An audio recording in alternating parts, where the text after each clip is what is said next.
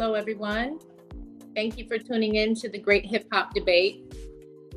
Hope everyone can hear me, and I hope everyone is having a great day.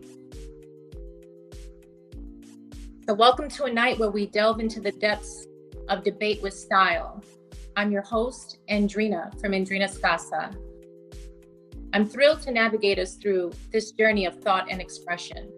As we move through tonight's debate, I encourage our audience to start thinking about questions you'd like to ask our speakers. Remember, we will be selecting 5 questions for each speaker, so jot down your thoughts as they come. Now, tonight's debate stage is graced with 2 unique voices. First, we have Truth Savior, who has chosen not to provide a bio, letting his arguments and perspectives speak for himself. On the other side, we welcome Dr. Derrick Colon, whose life's narrative is as compelling as the hip-hop culture he's deeply rooted in. Derrick started his journey in the New York City slums of the South Bronx, growing up and witnessing firsthand the beginnings of hip-hop culture. He would eventually seek to affect the very culture that affected him. After being a troubled teen himself, he ended up in jail, homeless, angry, and empty. Derrick needed an outlet to express himself, and hip-hop would become that outlet. Derrick has been involved in most of the elements of hip-hop, from b-boying, MCing, graffiti writing.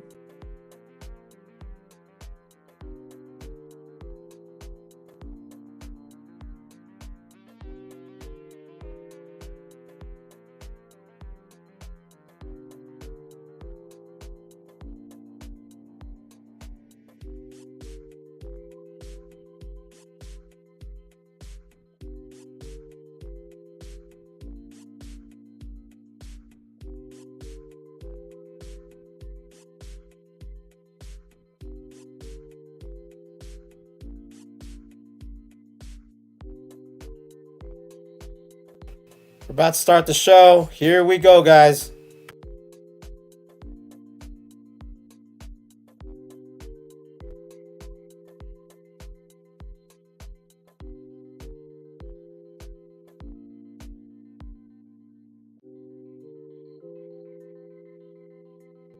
One minute, we're going to start the great debate. Dr. Colon versus Truth Savior.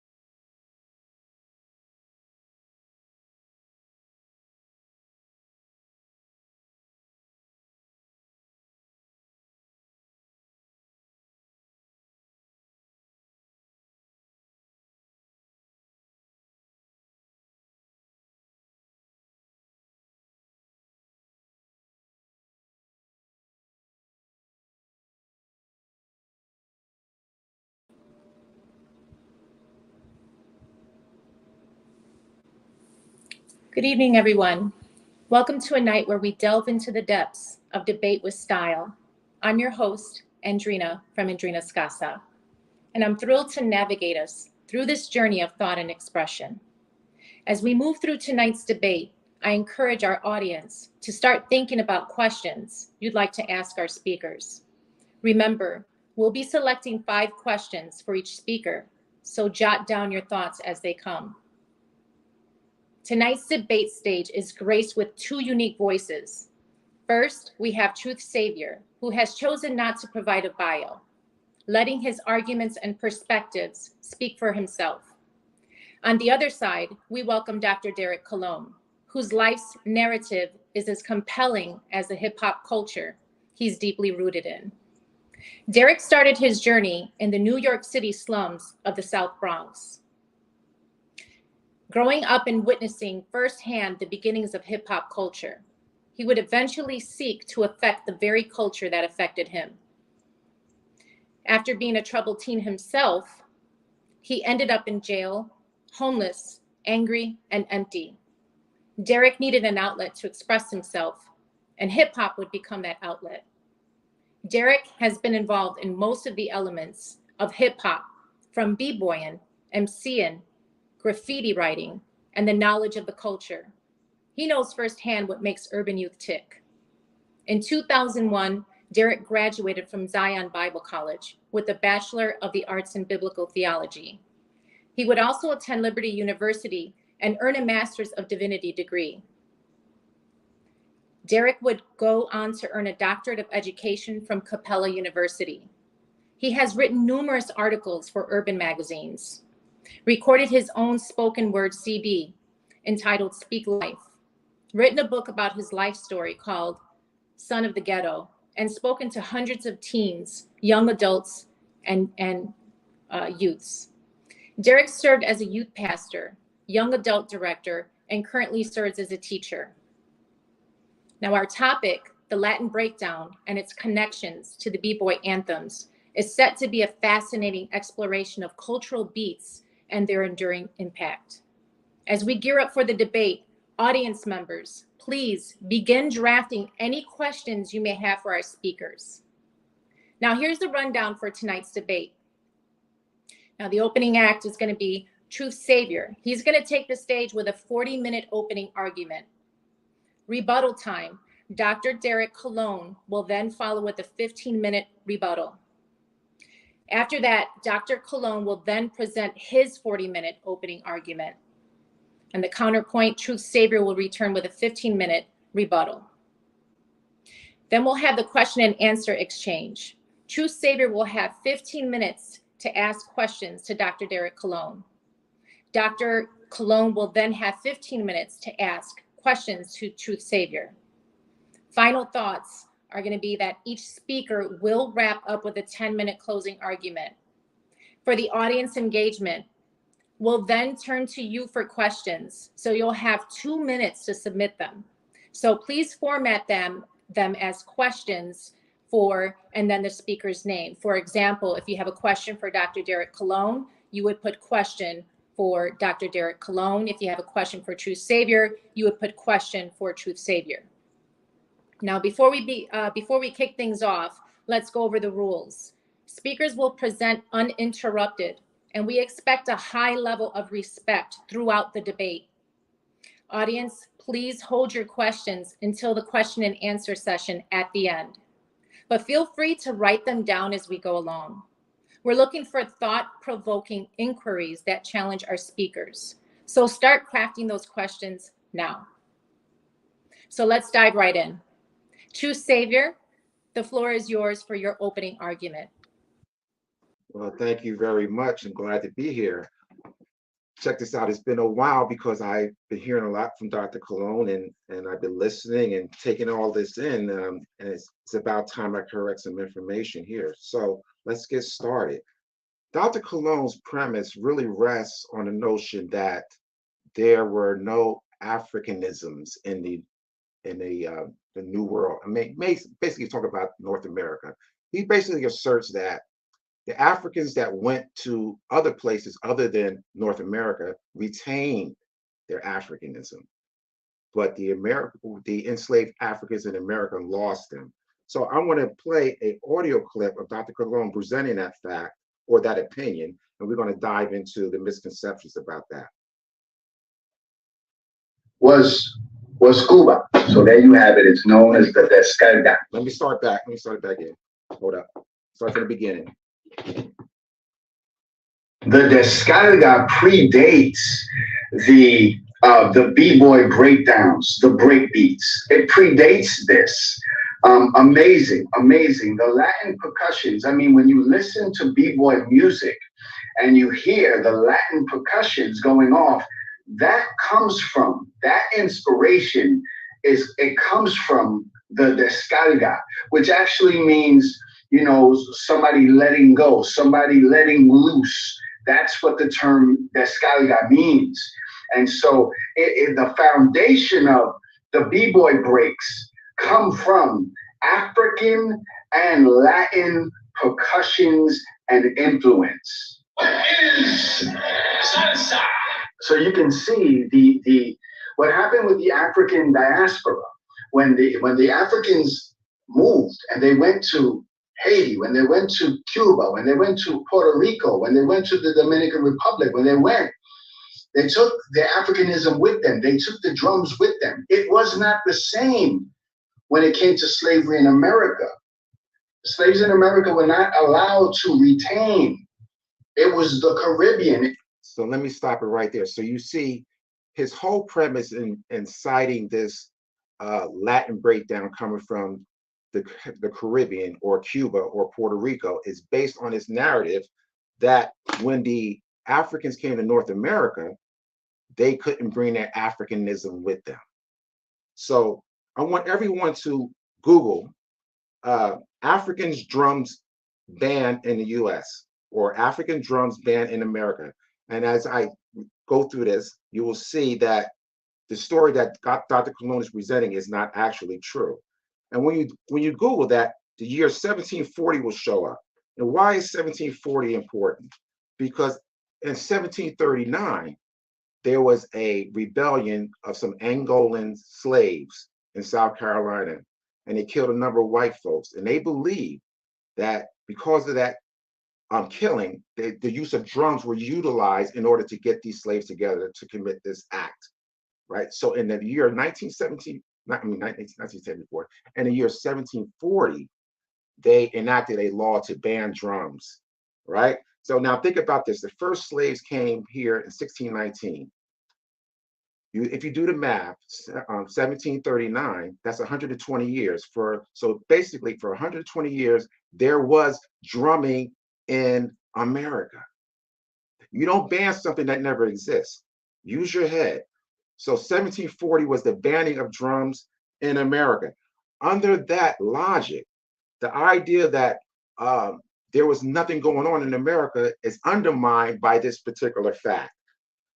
If you go to an article, it's called African Drums in the US. The author writes this: I suggest that the idea of drums and drum traditions disappear from African American cultural life is an overstatement. It seems more likely, even in places and times when the laws were banning their use were mostly actively enforced, these traditions, rather than dying, was transformed in synchronized forms. That rhythms are transferred into other forms such as padding, juba, ham boning, and only a portion of the story. In some instances, their use was restricted to specific celebrations. And in other cases, the techniques were transformed into European drums and percussive instruments, i.e. the drum kit. Now, let me read this other example here. Now, we talked about the other forms of synchronization drumming.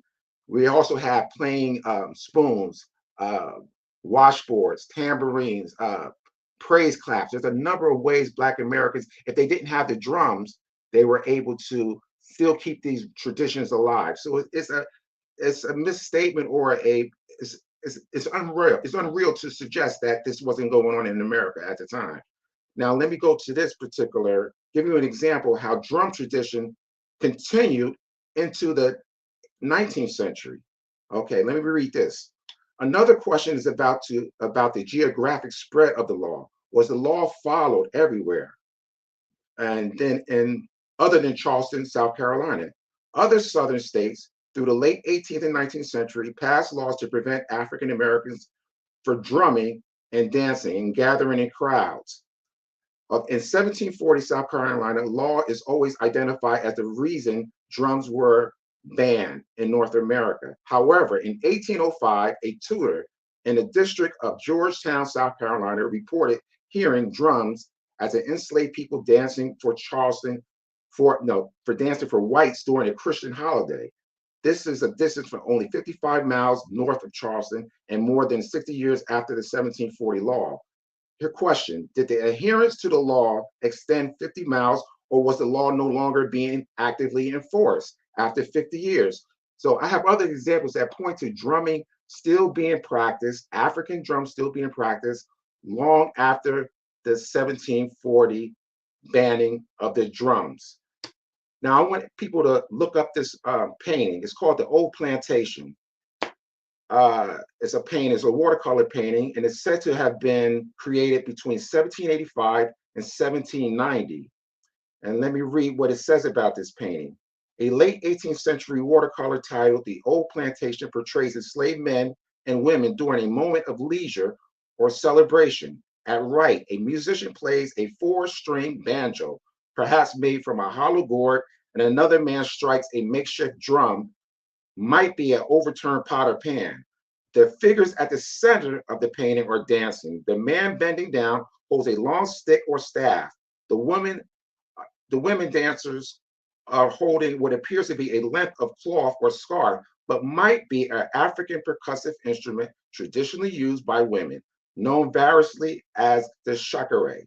The instruments consist of gourds surrounded by a netting that has hard shells or bones sewn into it. When a netting is pulled, the instrument creates a rattling sound. Now listen to this. This painting is described by the Colonial Williamsburg Foundation as arguably the best known depiction of slaves in America, which captures the efforts of enslaved people to maintain African cultural traditions within difficult, often hostile contexts of plantation life.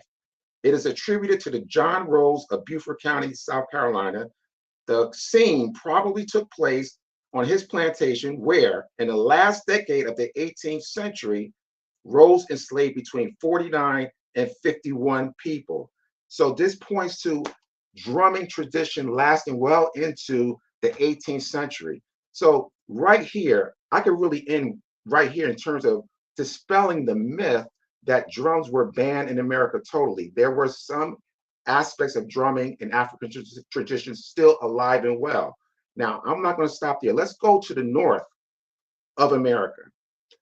In the Dutch New Netherland colony, especially New York, New Jersey, enslaved Africans combined the Christian tradition of Pentecost with elements of African celebrations to create a unique festival known as Pinkster, P-I-N-K-S-T-R.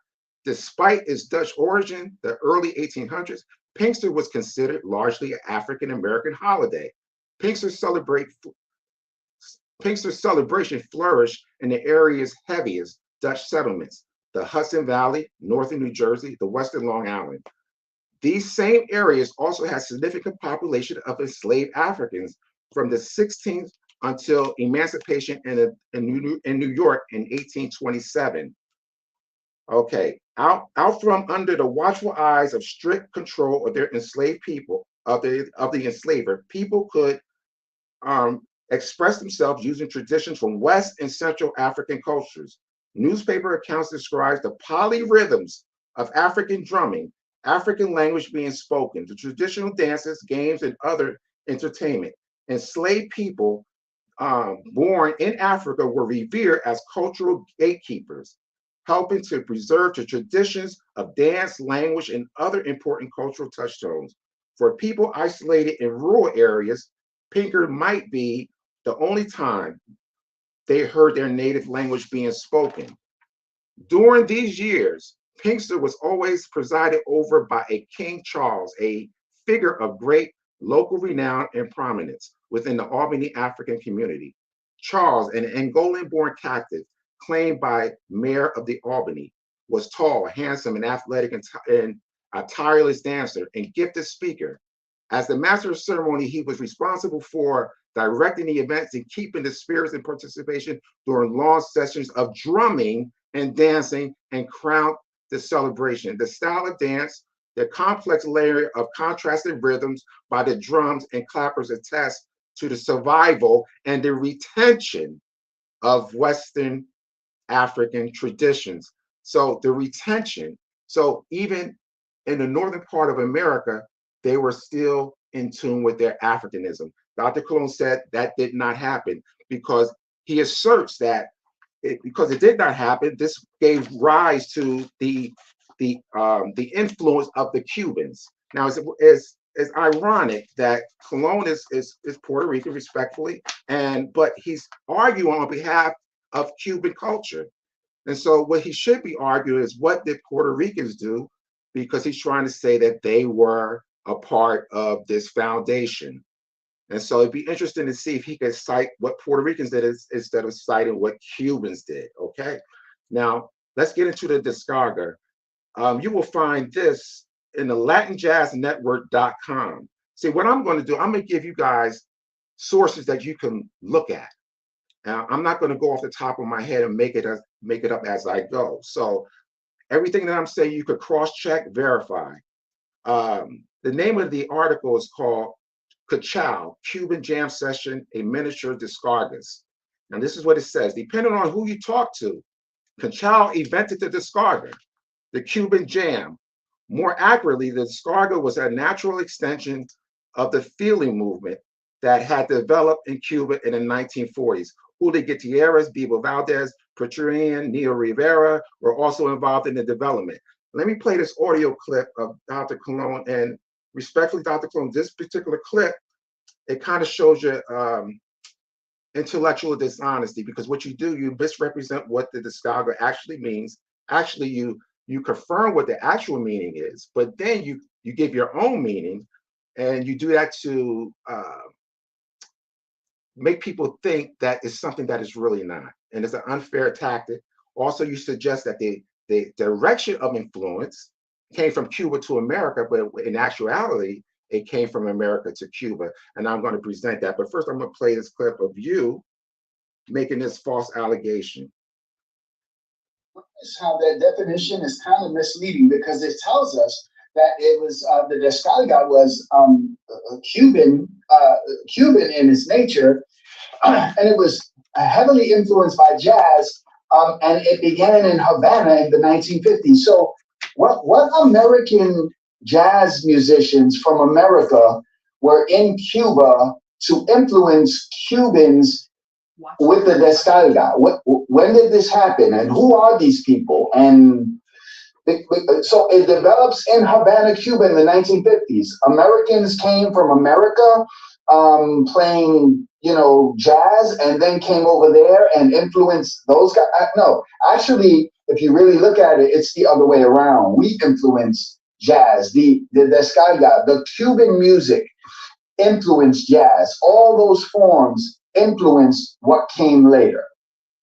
So the definition that I gave it, letting loose, going off, a jam session. It is the descarga. Now you see how he tried to fashion a new definition. So let me help Dr. Colon out in terms of who was there in the 1950s when the descarga was being created. Okay, Cap Calloway, 1949 to 1956, and the rest of it is all in the 50s here.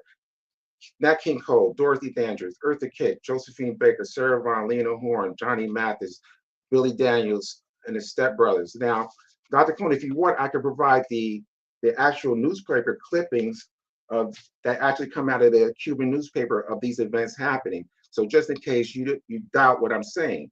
Now, let me go back and let me say this. The discarga, or the discarga, is an extension of the feeling movement, and that came a decade before. So let me play for you a audio portion of a video entitled Old Man Bebo.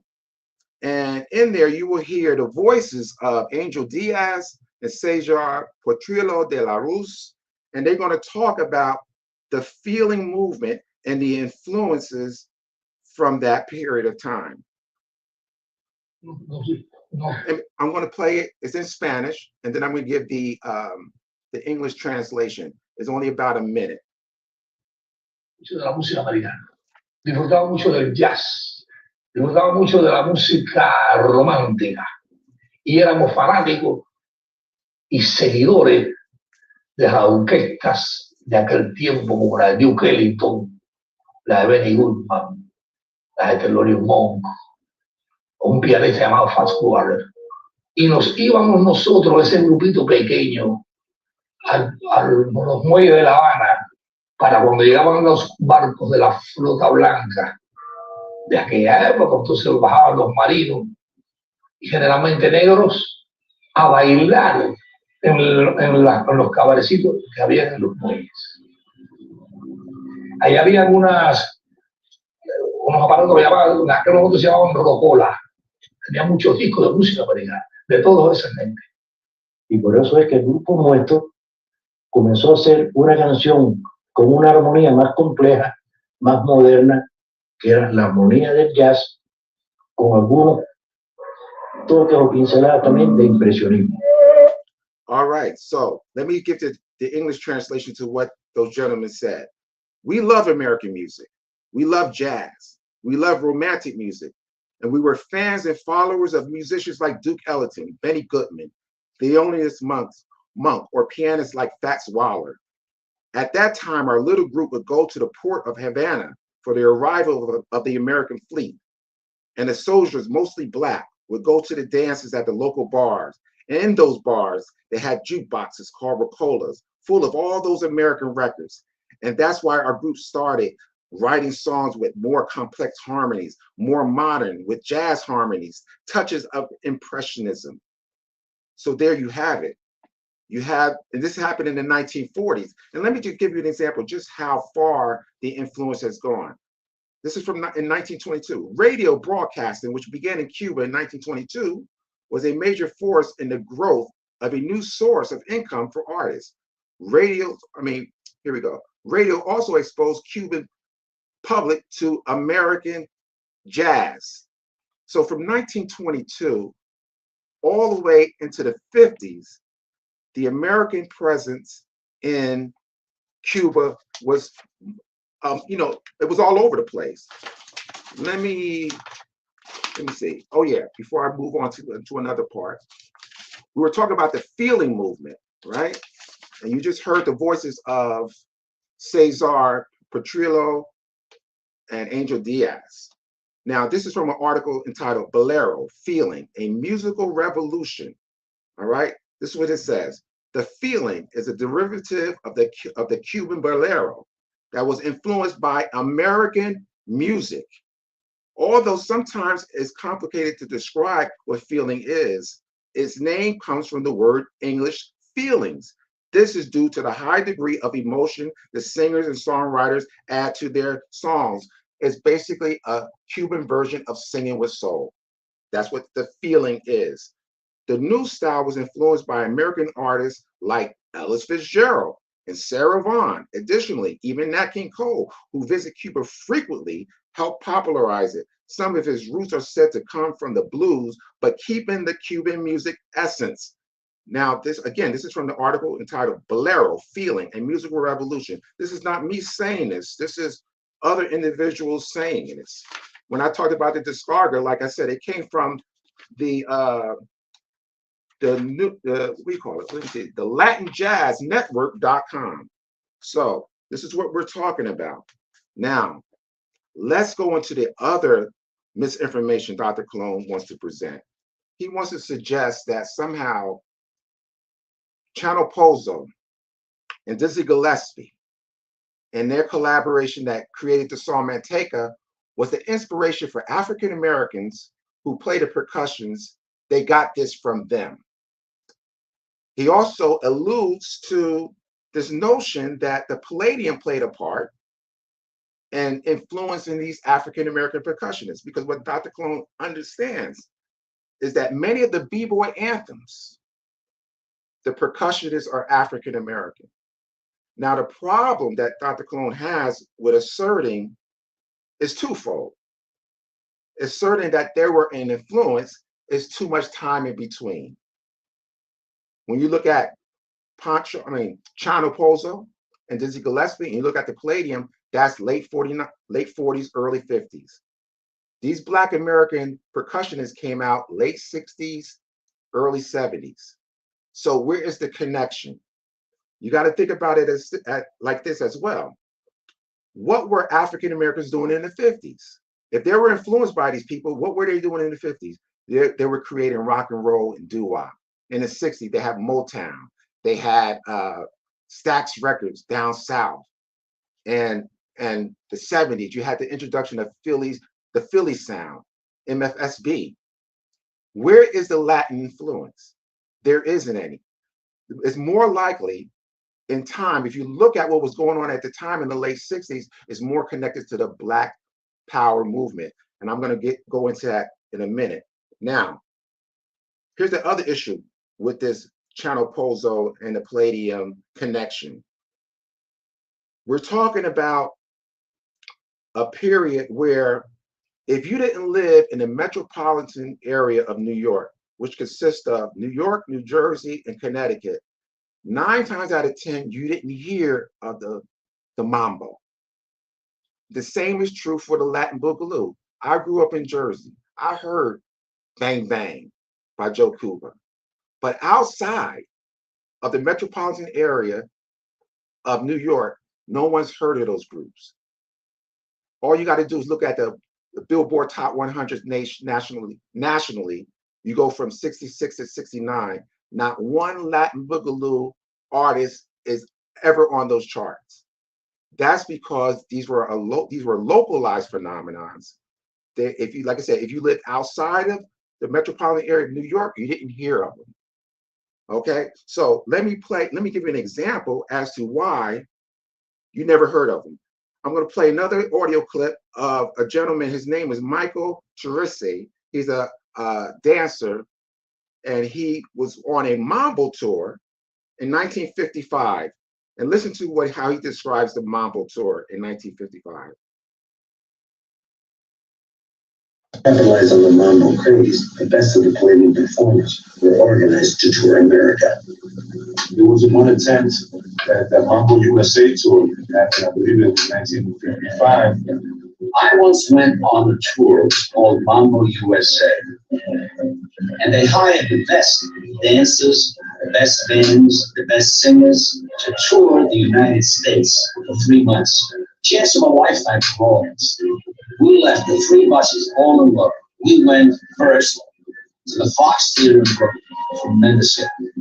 Second, we went to Connecticut, tremendous hit. The next day, we went to Baltimore. That's where the nation lives now.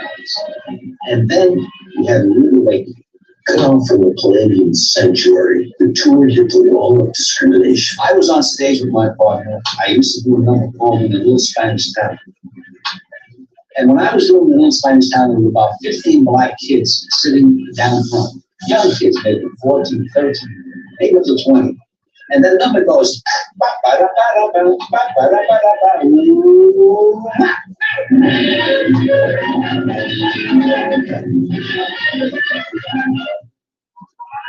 was the first part of it.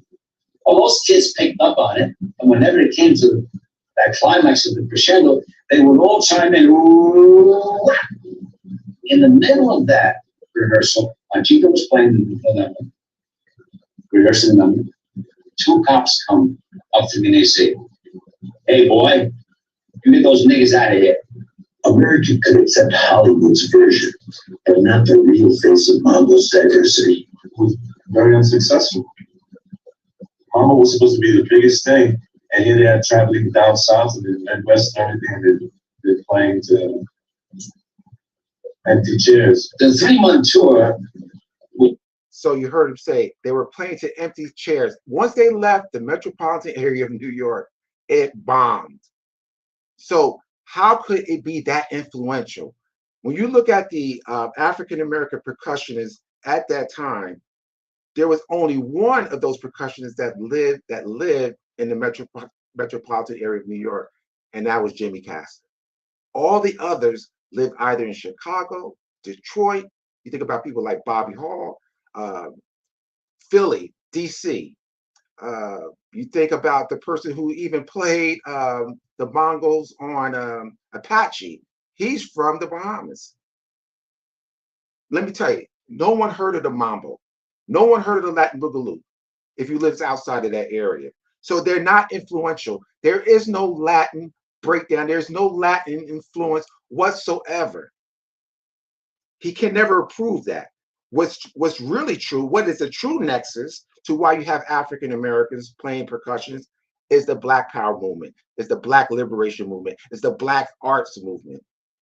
In my promo video, I featured two celebrations, one in San Francisco and the other one in DC.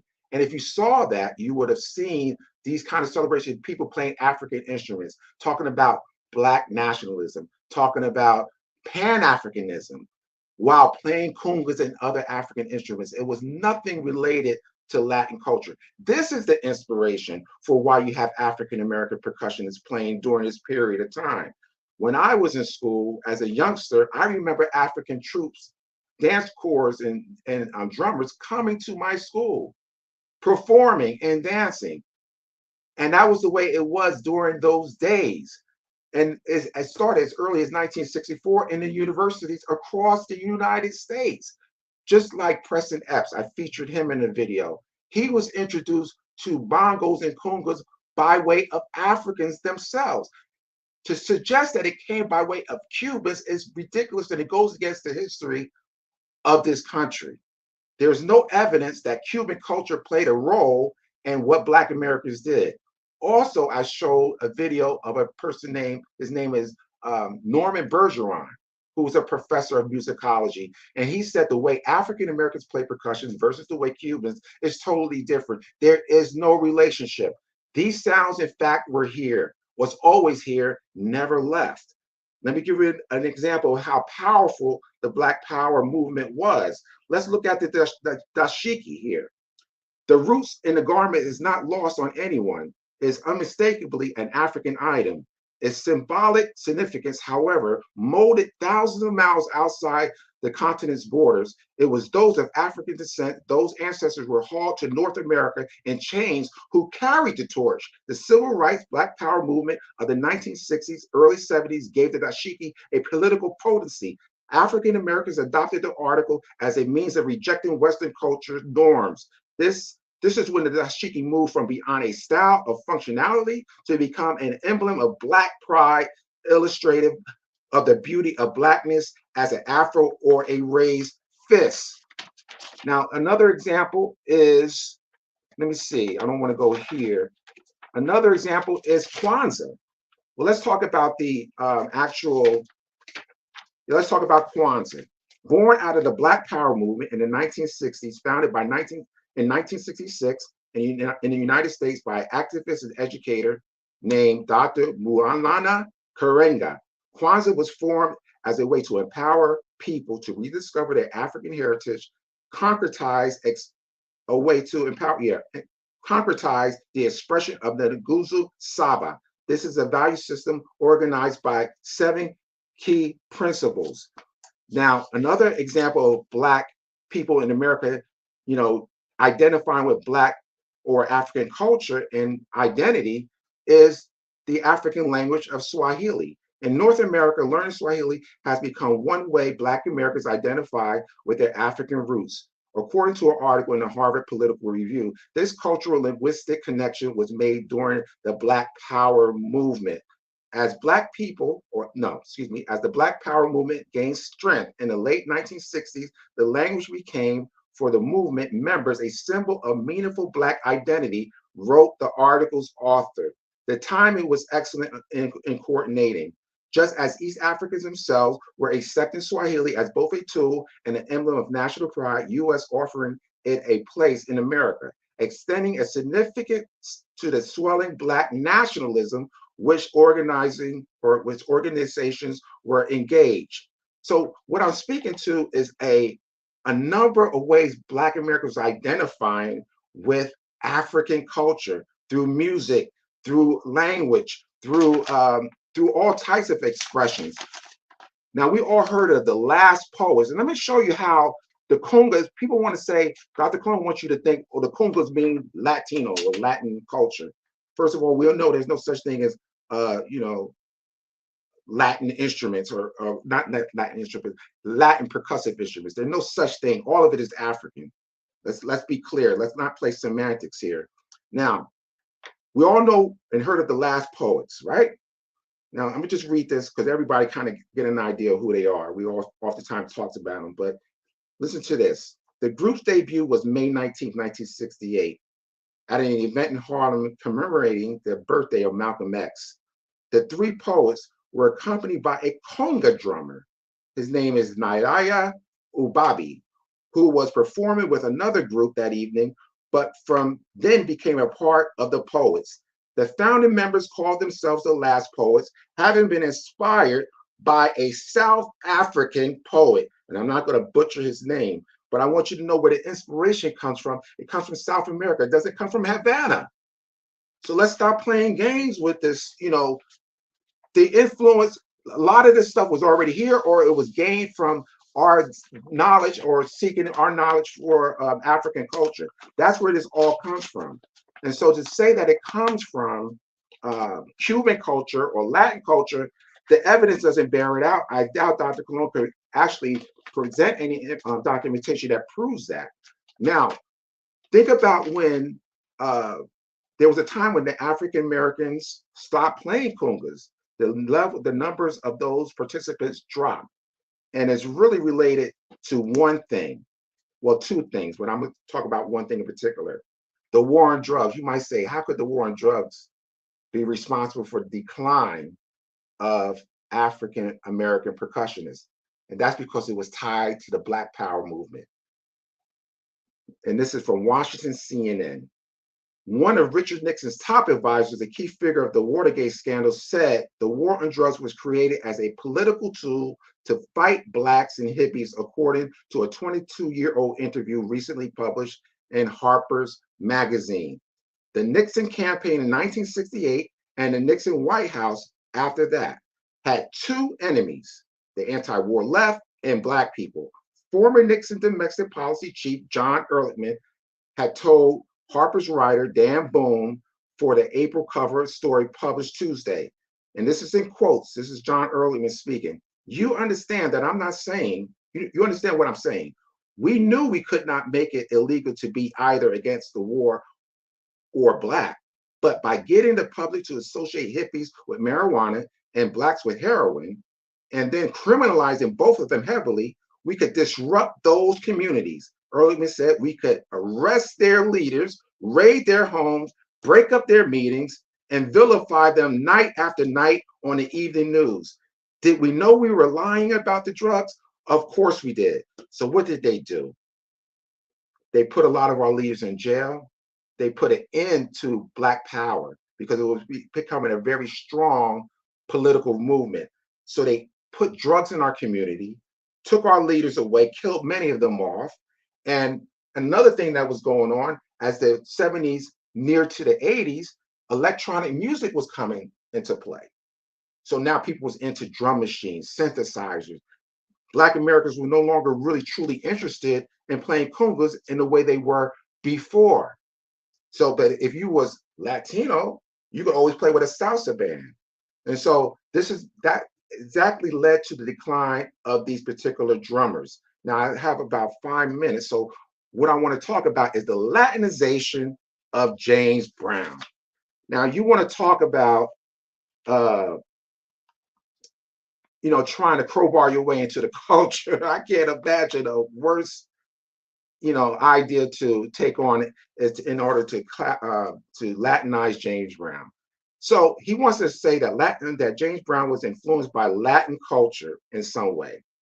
And so I want to point to, let me see if I could find that. Give me 1 second. Now, here's what we're talking about, the Latinization of James Brown. He points to his conga player, his name is John Griggs, right? In 1968, he played for a Latin band named Ishmael Miranda and the Orchestra Harlow. but he didn't play congas for this group, but he played some kind of percussive instrument and he sang. So Dr. Colon is saying, well, that means John Griggs was influenced by Latin culture there, and he brought these sounds to James Brown, and James Brown loved this Latin sound, and he just had to have it in the jungle breakdown.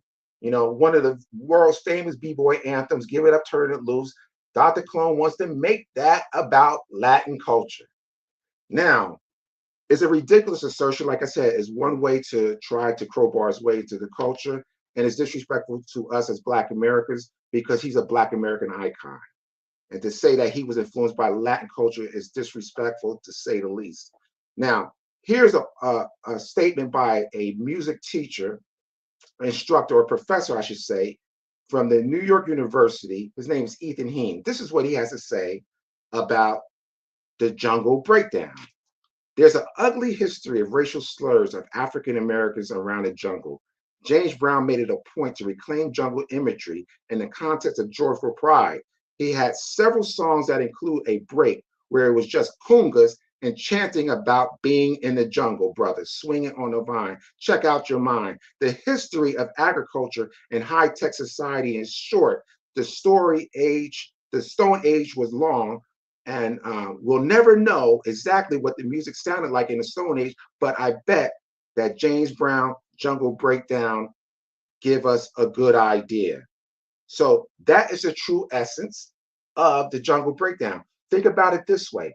What songs, famous songs, came or sandwiched that particular song? In 1968, you had Say It Loud, I'm Black and I'm Proud. In 71, you had Soul Power. Give It Up, Turn It Loose came out in 1970. This was, again, points to the Black Power movement, Black liberation, Pan-Africanism. It's all tied. This is where the inspiration comes from. It doesn't come from Cuba. It doesn't come from Puerto Rico. It doesn't come from Santo Domingo. It's totally disrespectful to say that. So, Dr. Colon, when you ask the question, why do we call you a colonizer? It's because what do colonizers do? They rewrite the history. They avoid the true history and rewrite it, just as you did when we talked about the whether or not Americans were actually in Cuba. And you said, oh no, it went the other way around. It was actually the Cubans that influenced America. That's colonizer activity right there. So I hope that answers your question as in regards to why we call you a colonizer and why we call you anti-Black. Because you speak about things, you pervert our history to suit your own agenda. It doesn't bear out in the facts, and it's totally disrespectful. So, I don't think, I pretty much covered what I want to say. I do have more time, but I'll give up my time, and the next person can speak. I'm done. Okay, thank you very much, True Savior. And I do want to remind everybody of the rules. We have to maintain the utmost respect for everyone in the debate, including the audience, including our speakers, and that includes no name calling whatsoever. So we did have True Savior to have his opening argument, and now we're ready for Dr. Derrick Colon. We're ready for your rebuttal, and you have 15 minutes.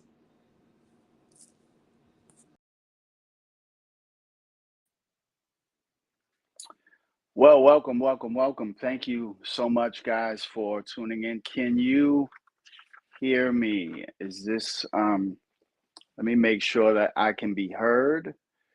And I'm just gonna see can you hold my clock for 1 second? I just wanna make sure I put these headphones on. I wanna make sure I can be heard. Can you hear me? Profo, can you hear me? Let me know, quick. All right, hold that clock. I just want to make sure I'm being heard. Let me know in the chat. Okay, he hears me. All right, here we go. You can begin that. Well, thank you, Truth, for that presentation. Thank you so much. You said a lot of things that I want to address.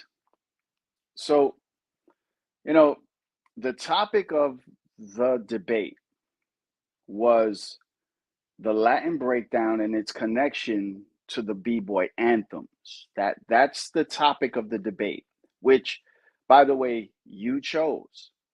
You did not want to debate hip-hop and its history, but you chose the topic, the Latin breakdown, and its connection to the b-boy anthems. You did not mention the b-boy anthems. You mentioned a couple. Maybe James Brown was probably the only one you mentioned. You really didn't stick to the topic. You didn't address you didn't disprove the connection between the Latin breakdown and the b-boy anthems. I want to point out a couple of things that I thought was interesting. You said that I'm speaking a falsehood when it comes to the drums being taken away at a certain point in history from the Africans. In fact, they were outlawed. Okay. Now, did they play them sneakily in secret? Of course they did. Okay. But we're talking about a widespread use of those drums in the sense that the slave masters knew what they were using them for. So they were afraid. They were sending messages, whatever they would do. So this is universally known among percussionists, among those who know the history. Okay, you mentioned Preston Epps, and I'm going to talk a little bit more about Preston in my presentation. But one of the things that you failed to say, which is on your video that you created trying to debunk me, was Preston Epps actually said he never heard of the conga or the bongo drums, that nobody in the United States ever heard of those drums.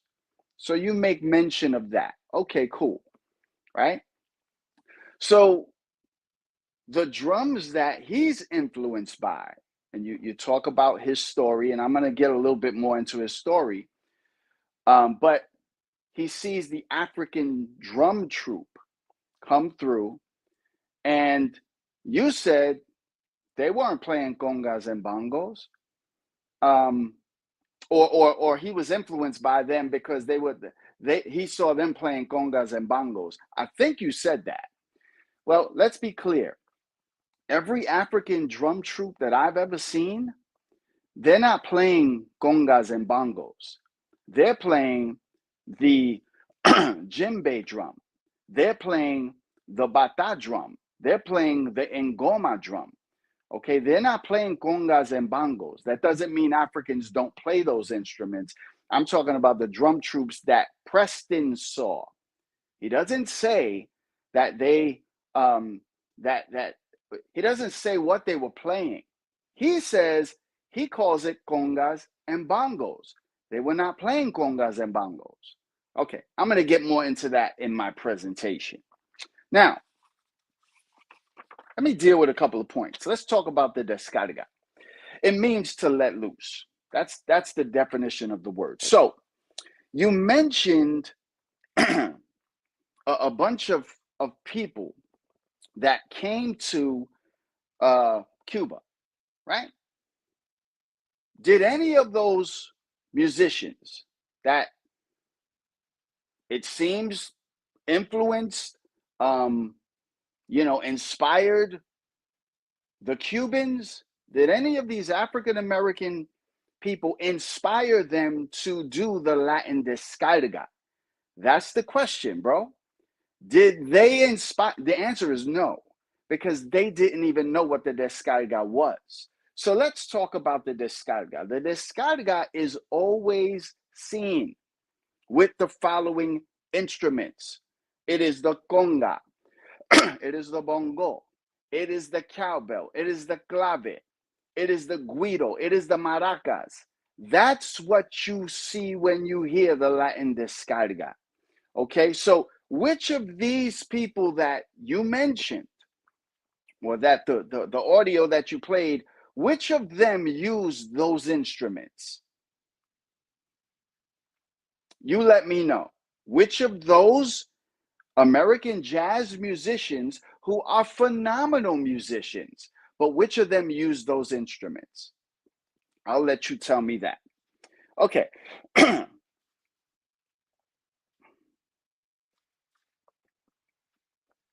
Let's talk about the felín and the bolero.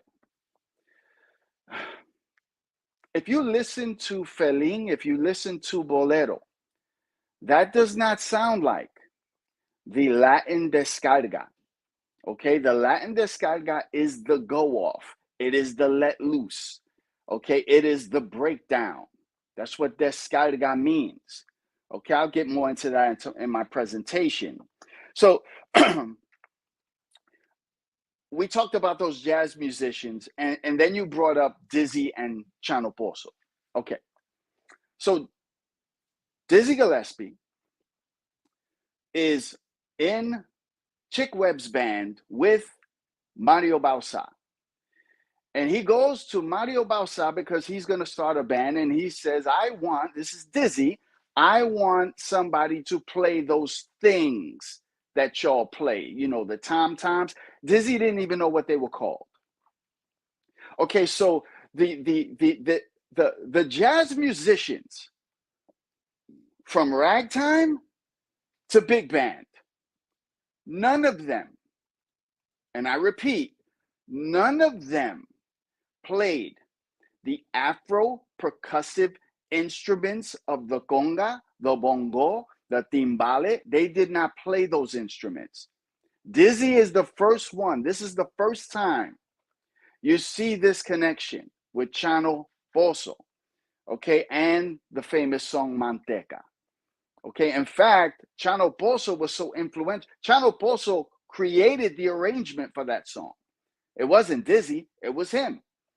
Okay, Dizzy added the bridge, but the bass, all the instruments came from Chano to switch it up. All right, so I don't know what's going on the screen. Okay, that was interesting. All right, so you talked about what happens between the Palladium and the late 60s and the 70s. You hear the sounds of the Afro-percussive instruments within doo-wop. You hear these sounds throughout the time. It didn't disappear. You hear the sound.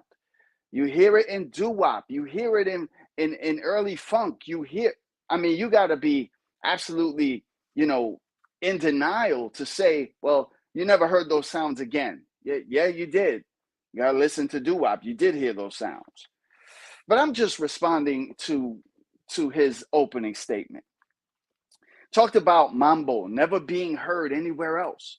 It didn't go anywhere else. It wasn't popular anywhere else. But this proves my point all along.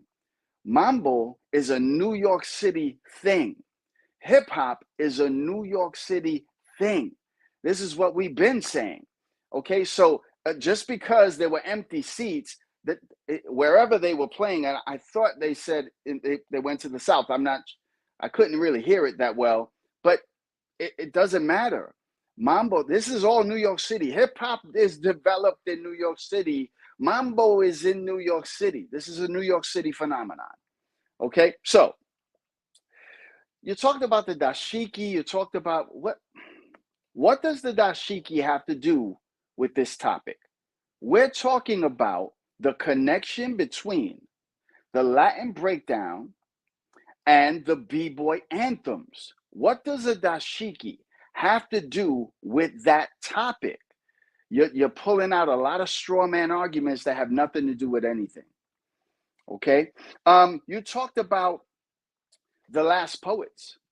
Well, in speaking personally to Felipe Luciano for the documentary, he told me himself, and I asked him this question: what drums were you using? And he said, we were using conga drums. And what flavor of style were you using? Oh, they were playing Latin rhythms and African rhythms. And yes, of course, they use those djembe drums as well, but it is primarily Latin rhythms and African rhythms. So I don't know what the point of that was. Let's talk about the instruments. You keep on saying that it's Africa. It's now for somebody that is a foundational Black American, which I'm assuming that you are. According to what I understand you guys to hold true is that you don't trace your lineage back to Africa. So it seems as though you only trace your lineage back to Africa when it suits you. Okay, now you might be different. I don't know that, and that's okay, right? I'm not saying that for any reason. I'm just trying to understand. You know, some say now we don't trace it back to Africa, but understand this: the conga drum is not from Africa; it is from Cuba. Okay, and there were iterations of that drum as well in Puerto Rico. Okay, the Puerto Ricans, the Taino Indians had their own drums. They had their own instrumentation. Okay, so the African drum again is the djembe. It is the ngoma drum. It is the bata drum. Okay, these are the drums from Africa. The iteration that comes from Cuba, the Afro-Caribbean instrumentation is different than the drums in Africa. That's what we need to understand. Okay, now, when it comes to the topic, as far as your opening presentation goes, in my estimation, you did not disprove the connection between the Latin breakdown and the b-boy anthems. You didn't disprove that at all. You didn't even really speak to it. Let's talk, and I'm going to end with this, that I'm trying to Latinize James Brown. Wow. Nowhere do you ever hear me try to Latinize James Brown, okay? Johnny Griggs is the conga player. I don't know how you don't know this. He is the conga player on Give It Up and Turn It Loose. It is John Griggs. John Griggs played with Fania All-Stars. He played with Larry Harlow. He's influenced by Latin musicians, and the rhythm that he's playing on Give It Up, Turn It Loose is a palo rhythm. I'll get more into that into my presentation. Okay, so for you to say, you just said John Griggs did not play the conga on that song. I would probably, if I were you, I would probably go do some more research, and I would look at that a little bit closer. Okay, the fact is John Griggs did play the congas on Give It Up, Turn It Loose. Number two, the newest song that just surfaced from 1970, and I believe it's called We Gotta Make a Change. The opening rhythm in that song is a guaguanco beat. It's a guaguanco rhythm. Okay? That rhythm does not come from African Americans. That rhythm is a Latin rhythm. Okay? And he opens that song with that rhythm. My question to you is why? Why that rhythm? You mean to tell me he wasn't influenced, and he says he was, by African rhythms and Afro-Cuban rhythms? And let me make something clear as my time is going. Let me make something clear as my time is going. When I say Afro-Cuban, Afro-Caribbean, I am talking about one people and one people alone. I'm not talking about the white Puerto Ricans or the white Cubans and the black Puerto Ricans and the black. I'm talking about Puerto Ricans in general. Okay, there's no such thing as a white Puerto Rican and a black Puerto Rican. They are Puerto Ricans. There's no such thing as a white Cuban and a black Cuban. They are Cubans. Okay, so when I use that term, you want to use this separation. I choose not to do that because the oppressor of our people in general was the one who came up with that separation. So I'm not going to use that. That's my time. I'm going to get ready for my presentation.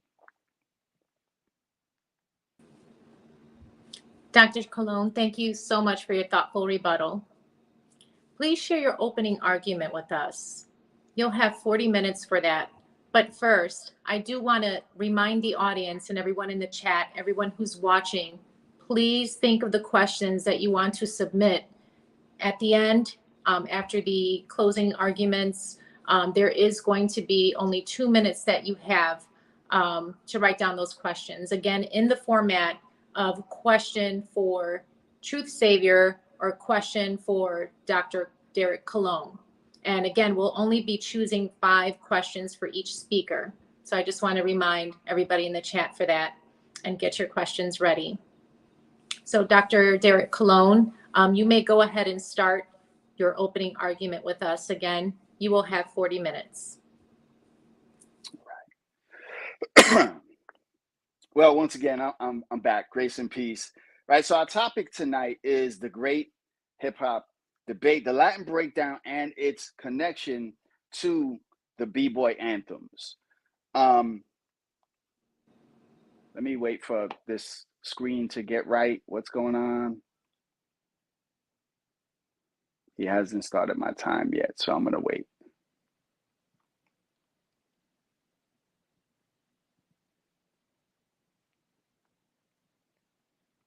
Okay. Let's go back to the beginning. Africa and the Caribbean. West Africans are enslaved and taken to the Caribbean islands, among other places. Places like Borinquen, which is the island of Puerto Rico, Cuba, the Dominican Republic, and Haiti. Okay, the Taino Indians are already there and they have their customs musically. They have their drums and they have their own ceremonies. The Africans connect with the Taino Indians and bomba is created. Okay, and this is on the island of Borinquen. This is before the changing of the name. Okay, this is the call and the response of the dancer and the drum. It's going to be important a little later. On the island of Cuba, the conga is created. It is the iteration of the African drum. The connection is still Africa. We understand that. We make the connection to Africa. This is Afro-Caribbean. It goes from Africa to the Caribbean islands, okay? But we move from Africa and the Caribbean now to the Latin descarga in Cuba. So let's go there. This is called the go-off. Let's give a definition of the word descarga. And I'm going to use a source that I absolutely do not trust. But for the sake of what I'm doing, I'm going to use this source. The definition of the descarga, according to Wikipedia, whom I do not trust, I'm doing this for a reason. This is what it says. A descarga, literally a discharge, is an improvised jam session consisting on variations on Cuban music themes, primarily son montuno, but also guajira, bolero, guaracha, and rumba. Okay, now I spoke about bolero not sounding like the descarga. They put it in the same classification, but the bolero is not a descarga. Okay, that needs to be understood. Now listen to the rest of the definition. The genre is strongly influenced by jazz, and it was developed in Havana during the 1950s. What does it say? The genre was strongly influenced by jazz. What genre? That's what I want to know. What genre was strongly influenced by jazz? The descarga?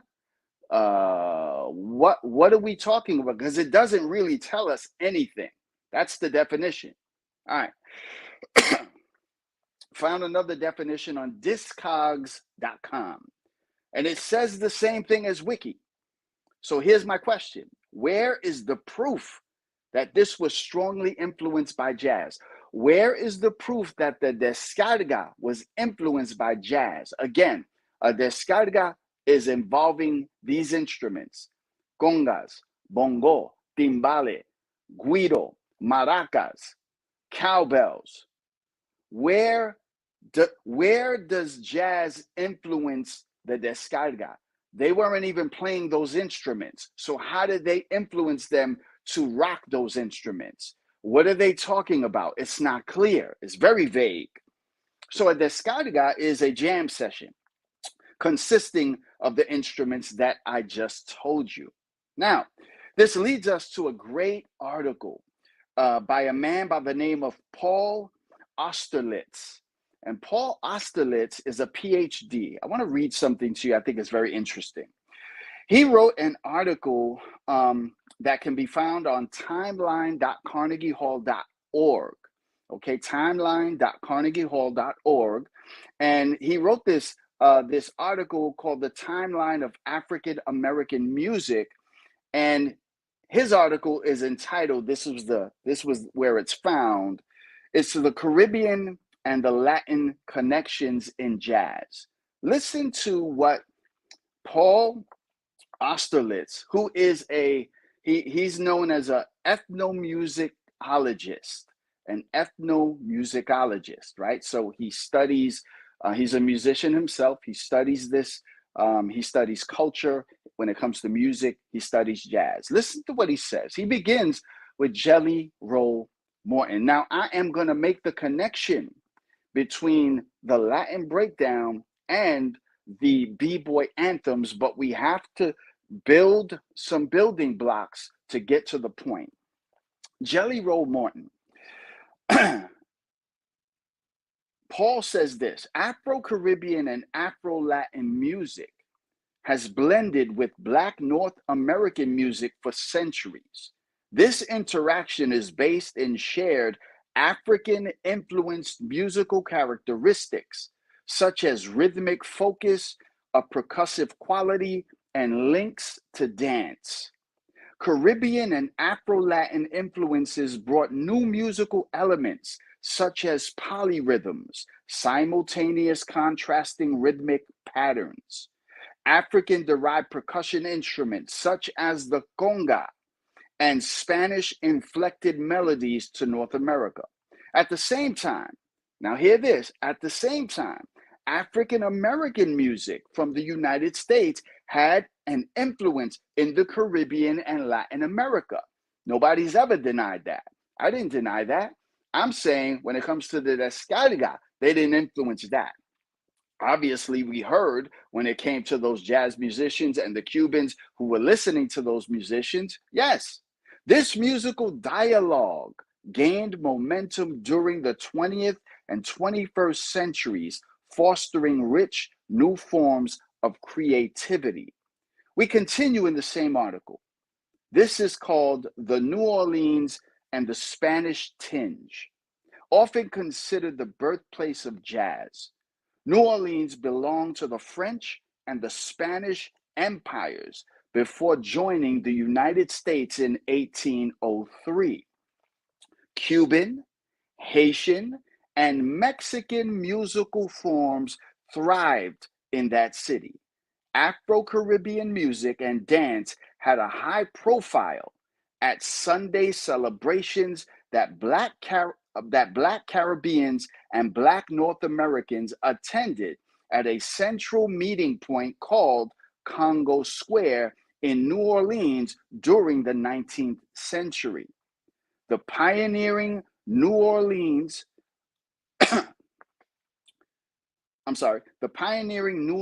jazz composer Jelly Roll Morton believed that Latin American elements, which he called Spanish tinges, were integral to jazz, going so far as to say that they have so much to do with the typical jazz idea. If one can't manage to put these tinges of Spanish in these tunes, they'll never be able to get the right seasoning. Wow. Morton's New Orleans blues, for example, features a typical rhythm of Afro-Cuban and Haitian music called a tresillo in Spanish. As jazz and the blues spread to the northern states, other Latin American influences, especially the Argentine tango, became popular all over the US as well as in Europe. Even W.C. Handy's seminal St. Louis Blues, one of the first published blues compositions, features a rhythm borrowed from the tango. He continues, the innovations in New York. During the 1920s, we're going to speak to something you said. New York City became a center for jazz. There, band leaders such as Duke Ellington incorporated Latin influences. The Afro-Cuban trumpeter Mario Bauza played a major role in blending jazz with Cuban music. During the early 1930s, which was known as the swing era, Bauza served as the musical director of Chick Webb's acclaimed jazz band. Who was the musical director? Mario Bauza. Okay, in 1941, Bauza joined forces with singer and maraca player Frank Machito Grillo to form Machito and his Afro-Cubans, a group dedicated to bringing together jazz with Afro-Cuban music, as Mario Bauza put it. It's important to understand. This really wasn't a totally Afro-Cuban band. There were some Afro-Cubans, but the rhythm section was mainly Puerto Ricans. There were African Americans as well in that band. So I just wanted to point that out. Machito, let me see this. Machito and Bauza took pride in the fact that their jazz forays always remained tied to the key elements, such as the clave rhythm of Afro-Cuban music. Machito and his Afro-Cubans famously collaborated with major innovators of post-World War II jazz or bebop, such as Charlie Parker. Machito and his Afro-Cubans were formative influence on a new wave of New York Latin dance or mambo. Bands such as the one led by Tito Puente, which seamlessly blended Cuban music and jazz, becoming worldwide sensations during the middle of the 20th century. Here we go. Bauza taught bebop pioneer Dizzy Gillespie about Cuban music, introducing him to the Afro-Cuban percussionist, the singer, and the dancer Chano Pozo. Gillespie and Pozo joined forces to forge new vistas in Afro-Cuban bebop, which was also called Cubop. Pozo was an expert in African-based religious practices as they were passed down in Cuba. He taught traditional ritual chants to Dizzy, who incorporated them into new compositions. Pozo also brought Afro-Cuban polyrhythms and Afro-Cuban percussion instruments, such as the conga drum, to North American music. Pozo and Gillespie collaborated in the composition of Manteca and the Afro-Cuban drum suite. This is co-composed by George Russell. Okay, so we see the innovations of New York City, right? Now, when it comes to Dizzy Gillespie, he doesn't even know what those drums are called. This is him for the first, so keep in mind, there are no African American bands, big bands, ragtime bands, before that, using Afro percussive instruments. None. Okay, and when I talk about the Afro percussive instruments, I'm talking about the bongo, the conga, the timbales, the guiro, the clave, the maracas. No, none of them are using this. The first time this is done is with this marriage between Dizzy Gillespie and Chano Pozo. Let's keep going. Timelines of African American music. He talks about the Afro-Latin jazz dialogue. In the 1960s, John Coltrane's drummer, Elvin Jones, based his polyrhythmic style on Afro-Cuban influences. Jones' earliest recordings with the John Coltrane Quartet adopted Afro-Latin patterns to the ride cymbal in compositions such as Mr. Knight, and Jones' groundbreaking drumming on the acknowledgement section of Coltrane's multi-movement A Love Supreme album adopts, listen to this, Afro-Cuban influences in a manner bolstering Pan-African connections. Rhythm and blues musicians also incorporated Caribbean and Latin rhythms. Professor Longhair's signature style bolstered long-standing links between New Orleans and Cuban rhythms. R&B band leader Johnny Otis went so far as to record Mambo Boogie with Machito's rhythm section in 1951, while blues artists such as Muddy Waters adopted Latin-derived patterns. Even the vocal doo-wop style incorporated Latin tinges. The Black songwriter Maurice Williams and his hit Little Darling, okay, is an example, 1957, which features the clave rhythm. The clave rhythm is tung, tung, tung, tung, tung, or tung, tung, tung, tung, tung. That's the clave rhythm, and you hear that in Little Darling, okay? Now, groundbreaking in the 1960s and remaining influential as it was sampled in hip-hop, the music the music of James Brown, such as The Funky Drummer, is also informed by Caribbean tinges, perhaps due to formative New Orleans influences on Brown's drummers. Give me 1 second, guys. Let me just blow my nose. Hold 1 second.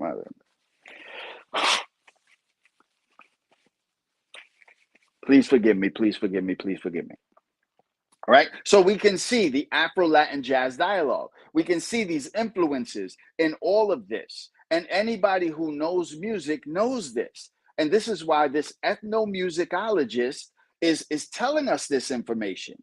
Now, we're going to end with this thought here. And he ends with a quote by Dizzy Gillespie.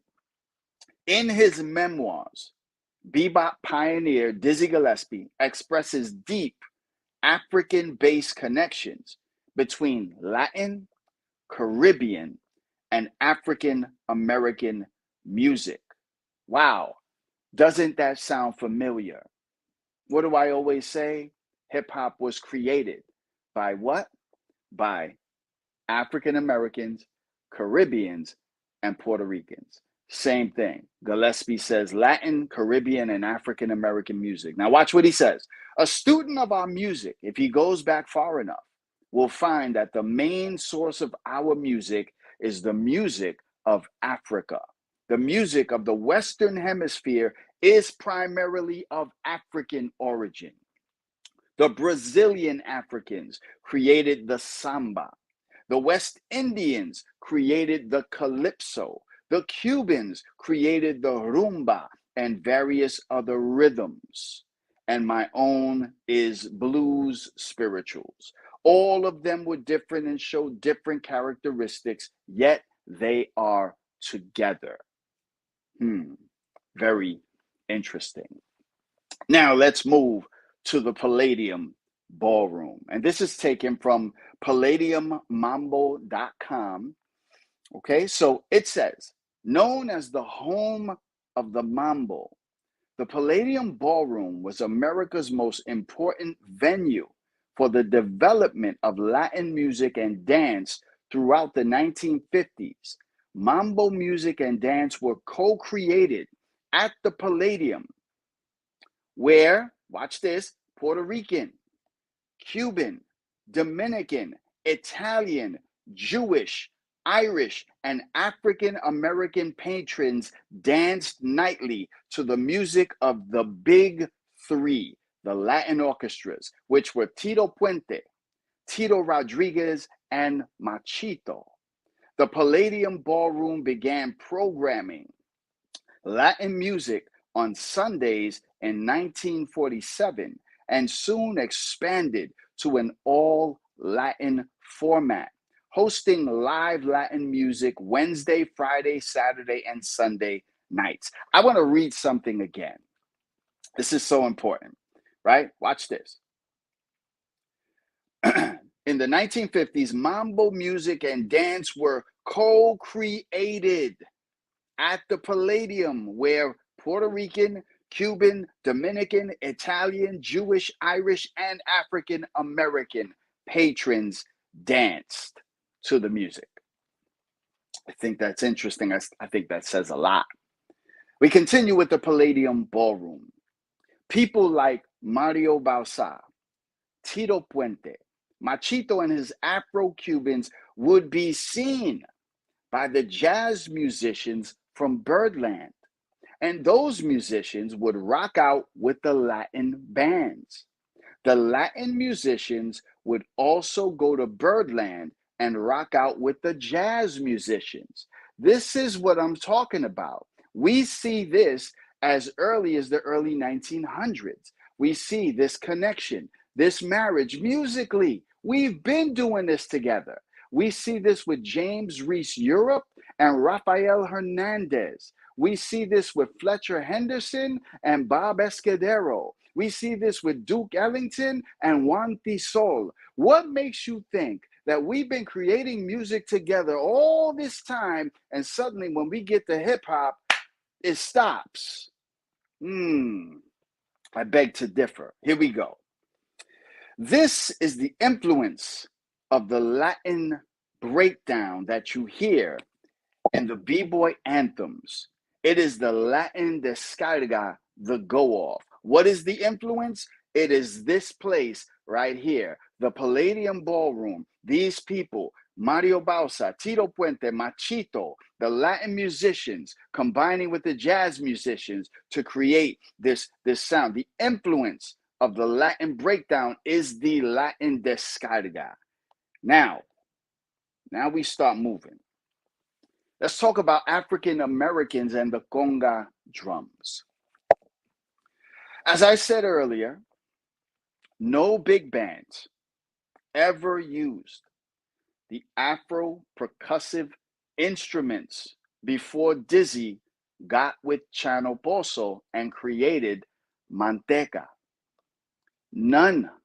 You can't show me any. Now we're talking about the Afro percussive instruments, primarily the conga, the bongo. These I already mentioned. We're not talking about wood blocks. Okay, yeah, those are percussions. We're talking about a specific set of percussion instruments. It is said that African Americans were using congas in their music, and yet Dizzy did not even know what they were called. He called them tom-toms. When it comes to the b-boy anthems, bongo rock is always brought up. And yet, that was not the anthem. It was Apache. So who played on the original bongo rock? Let's go there. His name was Preston Epps. In a video that Truth Savior did entitled FBA Created the Breakbeats, at the 28-minute mark, he shows Preston Epps speaking.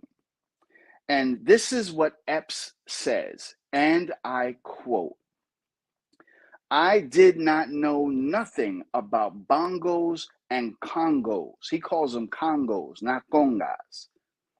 Epps says, "I did not know nothing about bongos and congas because bongos and congas were not in America, England, or France, or the western part of the world.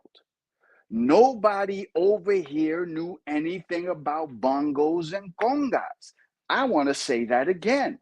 This is Preston Epps, the one that Truth Savior keeps touting. Watch this.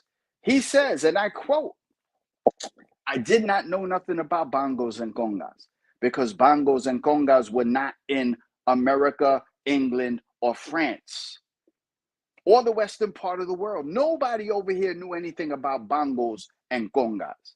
But wait, in your opening argument, you said that everybody did. Preston Epps comes way later, so he didn't see it. And I don't know, is he wrong now? Are you going to change your stance on him? Let's keep going. He goes on to say that there was something about the African drum because he had never seen them.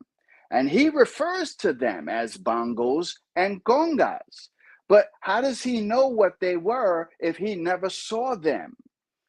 Okay, this is what I'm talking about with the confusion. Those are not African drums, but an iteration of the African drum. Congas are not African drums. They are an iteration of the African drum. And he got a message up for me. Okay, boom, bow, bow. I'm not going to pay attention to that. Sorry about that. Mr. Epps said he had never heard Africans play these drums. Well, we have, Cubans have, Puerto Ricans have, and in fact, we kept that tradition alive through the Yoruba rhythms of Santeria. So we know about these drums. We've been know about these drums. Okay, we knew about the bata drums. We knew about the djembe drums. We knew about the congas and the bongo. We knew this. The Afro-Caribbeans already knew this. Preston Epps said Americans did not know these instruments. And it was Africans that introduced him to these instruments. Okay. The drums that those Africans were probably playing were djembe, bata, or ngoma drums, but not bongos or congas. Okay, now, I can't be sure of that. Neither can he. Preston Epps doesn't really say. He calls them bongos and congas. I guarantee you that troupe of African players was not playing bongos and congas. Most of the time when you see African troops playing, they're playing the djembe drums. Okay, those are facts right there. Let's keep on with Preston Epps. Let's talk about bongo rock and Apache. Preston Epps played on the original bongo rock in 1959. So this version was not the anthem, obviously, right? It sounded more like no disrespect, this is what it sounded like a spaghetti western. In fact, the original Apache sounded the same way, right? By the Shadows. So he plays on the original bongo rock in 1959. And then we have an African-American sister by the name of Bobby Hall, who played on the 70s version of bongo rock, which was not the anthem. Not the anthem. But then you have King Erison, who played on Apache for the Incredible Bongo Band. That is the anthem. Okay, Erison is born and raised in the Bahamas and is a Bahamian. Once again, the connection back to the Caribbean. It is a Caribbean who is playing the conga go-off on the song Apache. That is the B-boy anthem. Okay, this is not to take away from Bobby Hall and what she did. She's an incredible percussionist, but that's not the anthem. Okay, the anthem is Apache. Okay, and this information can be found in a great documentary that you can actually watch on Tubi, and it's called Sample This, and it's a documentary about the song Apache and the Incredible Bongo Band, and it just opens up some really, really powerful information. Preston Epps says in the Truth Savior video that after he started to play the bongos on bongo rock, that then came Mango Santa Maria. That's interesting. Because Mango was playing bongos in the 1940s in Cuba, and then came to New York City in 1950 to play with Tito Puente. So how is Preston Epps before Mango Santa Maria, who saw the conga and the bongo drums when Epps never saw them? How does this happen? Again, misinformation. Let's talk about the descarga and the Latin breakdown. The Latin descarga was the inspiration for the Latin breakdown. Now, let me clear something up right now. These records that I'm gonna read off, they are not Latin records. You seem to believe I'm saying that those songs are the Latin breakdown, that those records are Latin records, therefore we named it the Latin breakdown. No.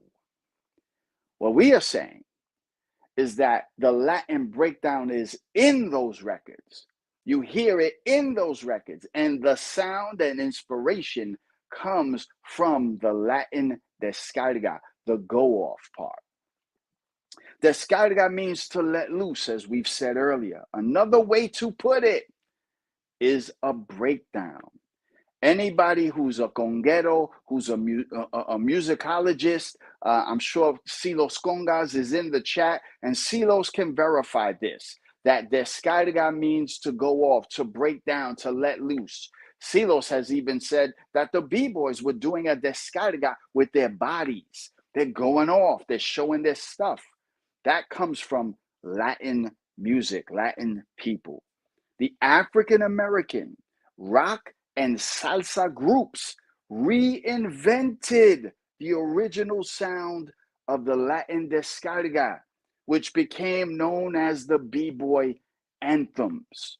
Okay, let me say that again.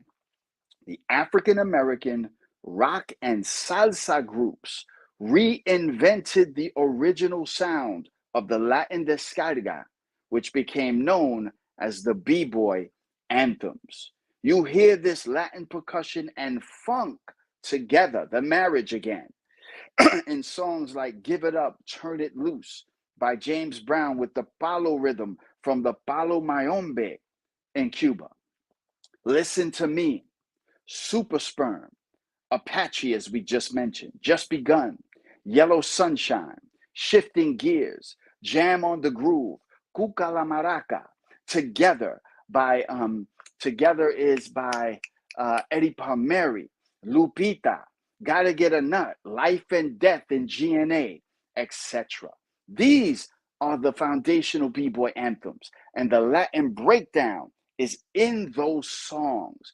Those musicians wanted to recreate that sound, that energy. This is why you see the same energy on the first rap record, first rap album by the Sugar Hill Gang, Sugar Hill Groove, where Tito Puente is brought in to recreate again the sound of the go-off from the descarga. He was at the Palladium, and they brought him in to recreate that sound. You see the same thing happen on the song by Curtis Blow called The Breaks, where you got Jimmy Delgado, who is playing the timbales on that song. So we see the Latin breakdown. We call it a Latin breakdown because those instruments are from Latin people.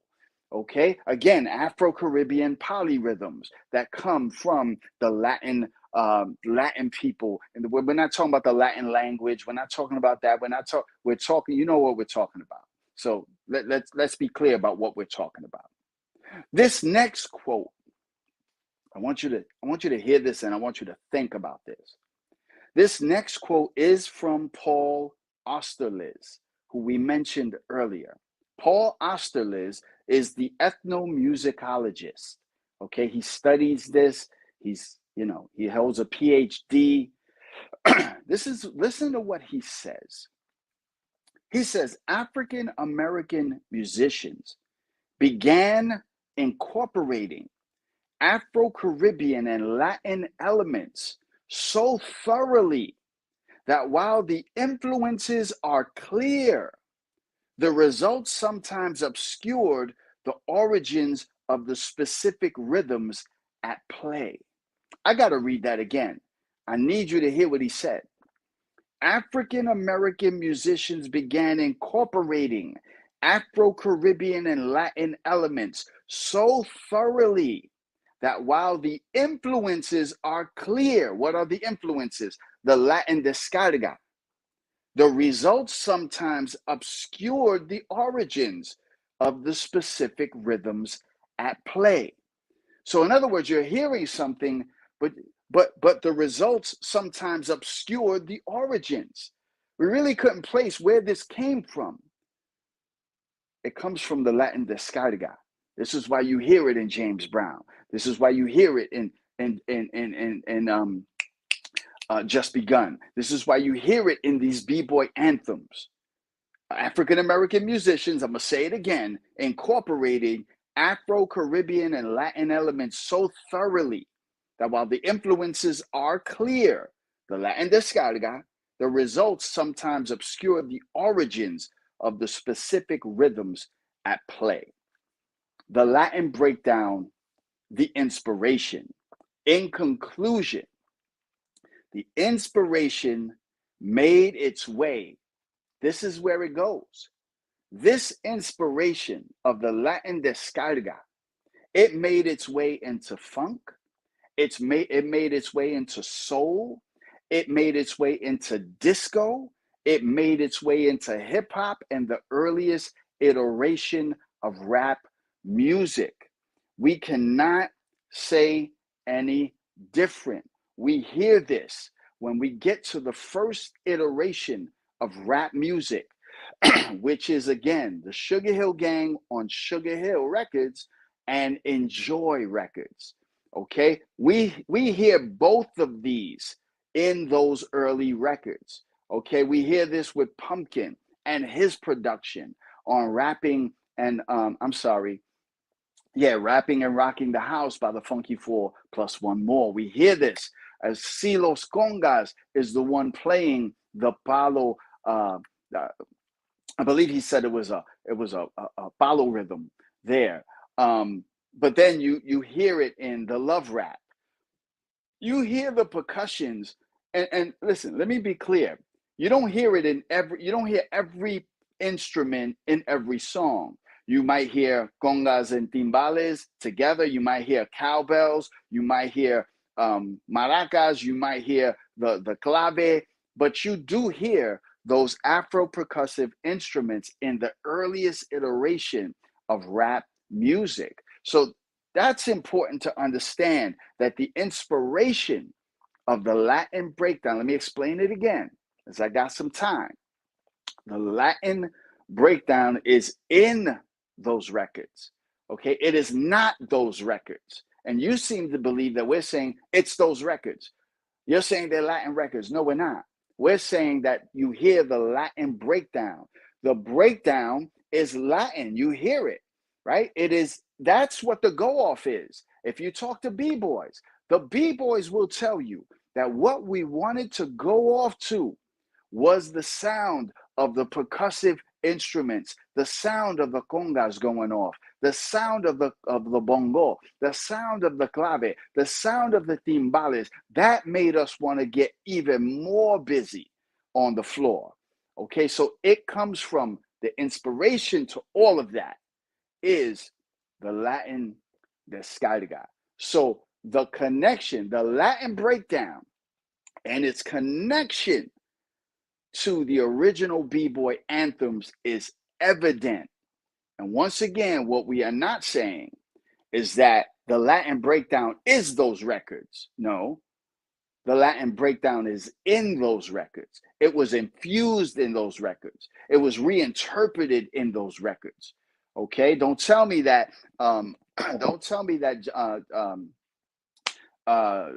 It's just begun. Man, I'm having a brain fart right now. Just begun that he wasn't influenced by people in East Harlem. Don't tell me that. Don't tell me that Bob James. You don't hear that in the Mardi Gras song. You hear the Latin percussions in these breaks. So the connection is clear. I'm going to end a little early. Grace and peace. Thank you for your time. Thank you for listening. God bless.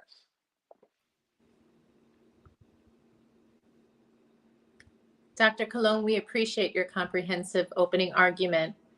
While Truth Savior is preparing for his counter rebuttal, I do want to thank everyone for being here. We appreciate each and every one of you.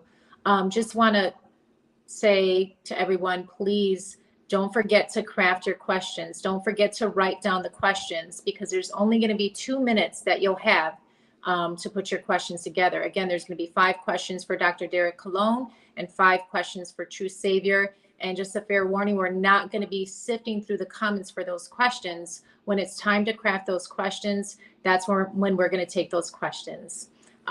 So Truth Savior, it's time for your counter rebuttal, and you do have 15 minutes.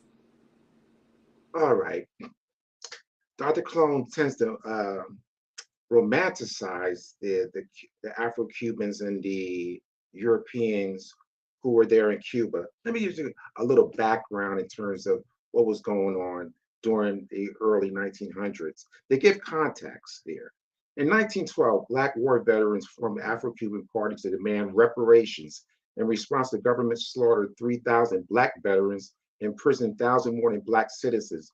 With the help of the United States and the Catholic Church and the support from the Black bourgeoisie, the government raided Afro-Cuban temples and burned sacred drums. White Cubans formed militias. Bands of whites attacked Blacks on the street of Havana.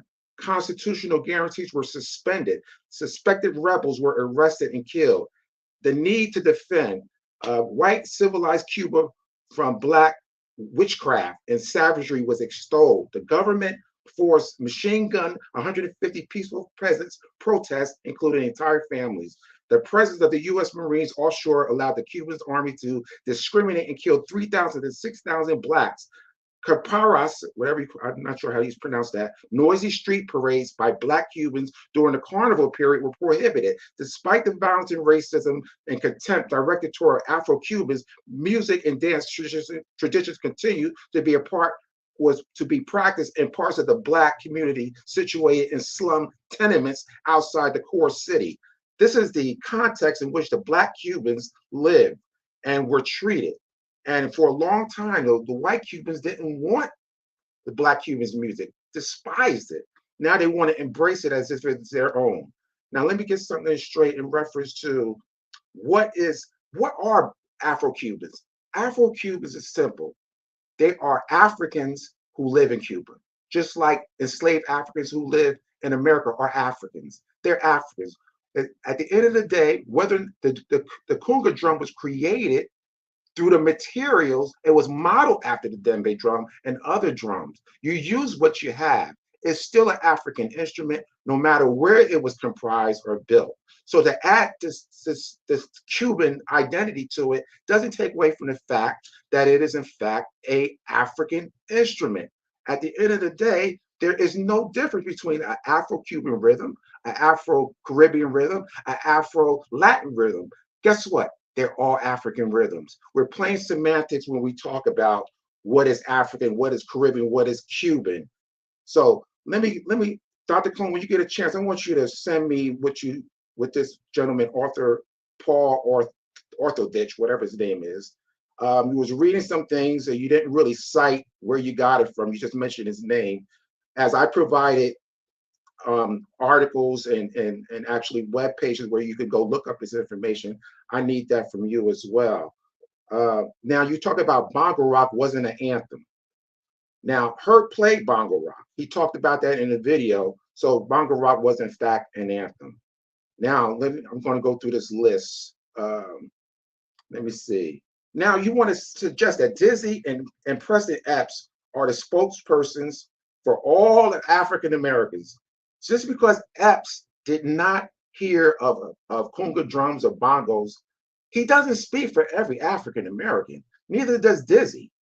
I mean, are you going to deny what I read about what happened in Pinkster, where there are African celebrations in the 19th century and all through the centuries of the 18th and 17th century of the South? Are you going to deny that history? So just because Preston Epps never heard of it doesn't mean it didn't exist. It doesn't mean that any other African American didn't hear of them. It sounds to me that you would rely on what Preston Epps would say. At the end of the day, the thing that's most important and what stands out is that Preston Epps said he was influenced by Africans, not any Cubans, not any Puerto Ricans. It was Africans.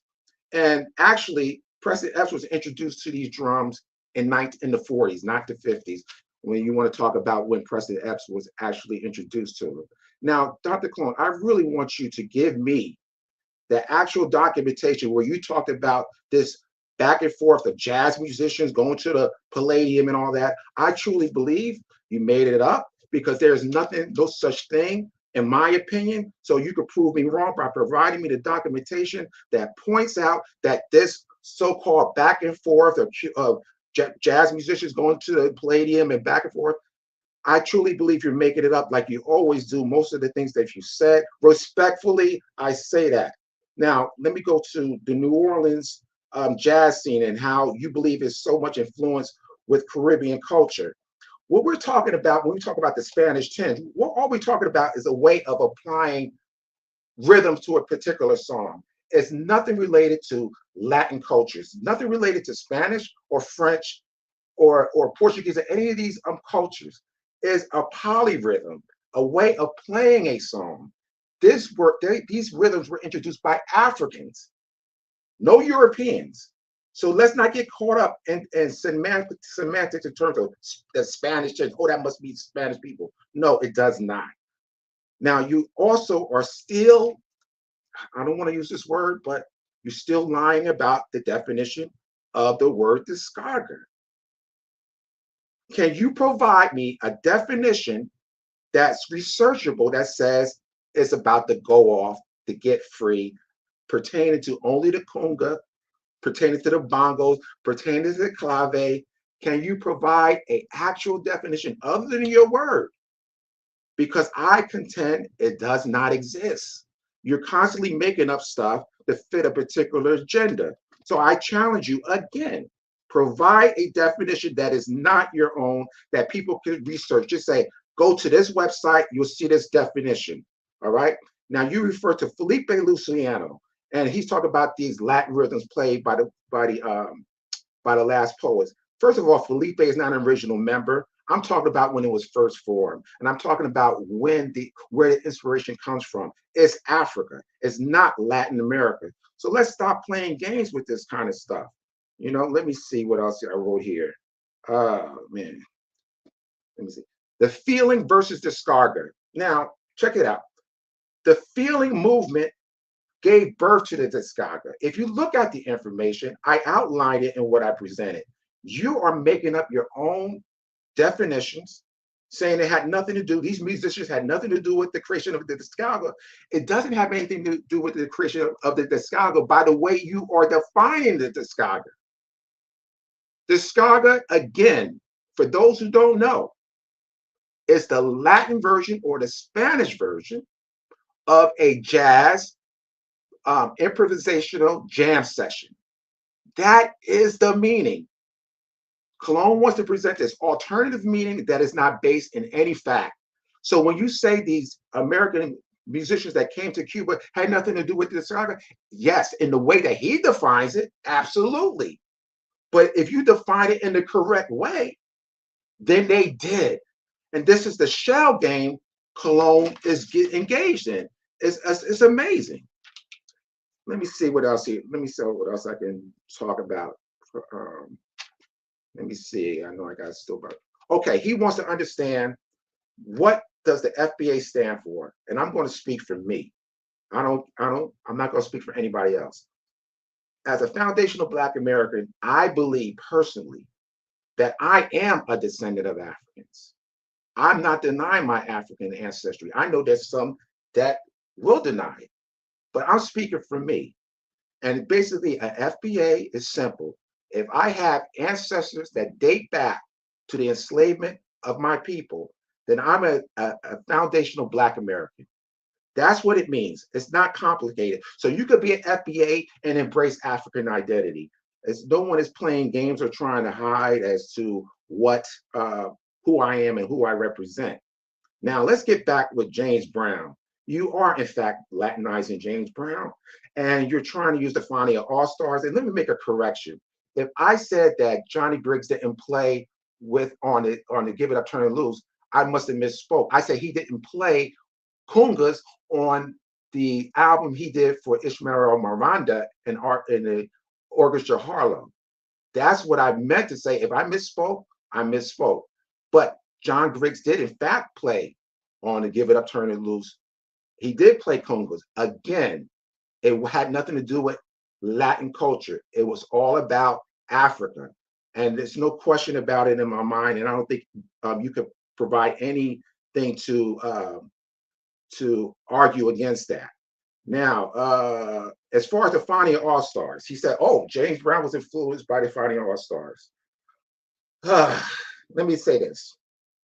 The only time James Brown and the Fania All-Stars was in the same room together was in 1974 in Zaire, Africa, at the Rumble in the Jungle, the fight between Muhammad Ali and George Foreman.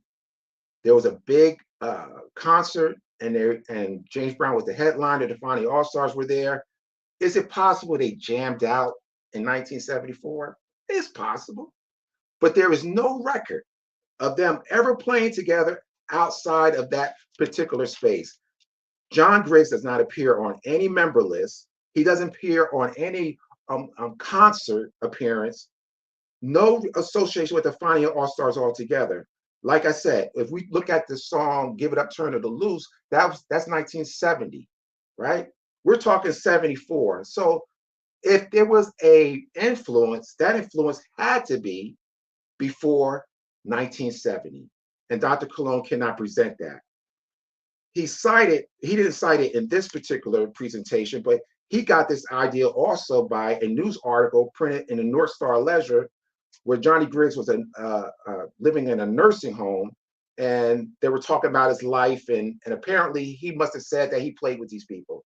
So this is where Dr. Colon gets this idea that John Griggs played with the Fania All-Stars, and therefore this influence naturally found its way into James Brown's music.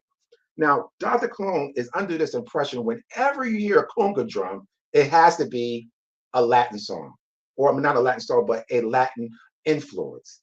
It's totally ridiculous. He would have to ignore all of the African, the Pan-Africanism movement that was going on in the late 60s and early 70s. He would have to ignore that history in order to make that claim.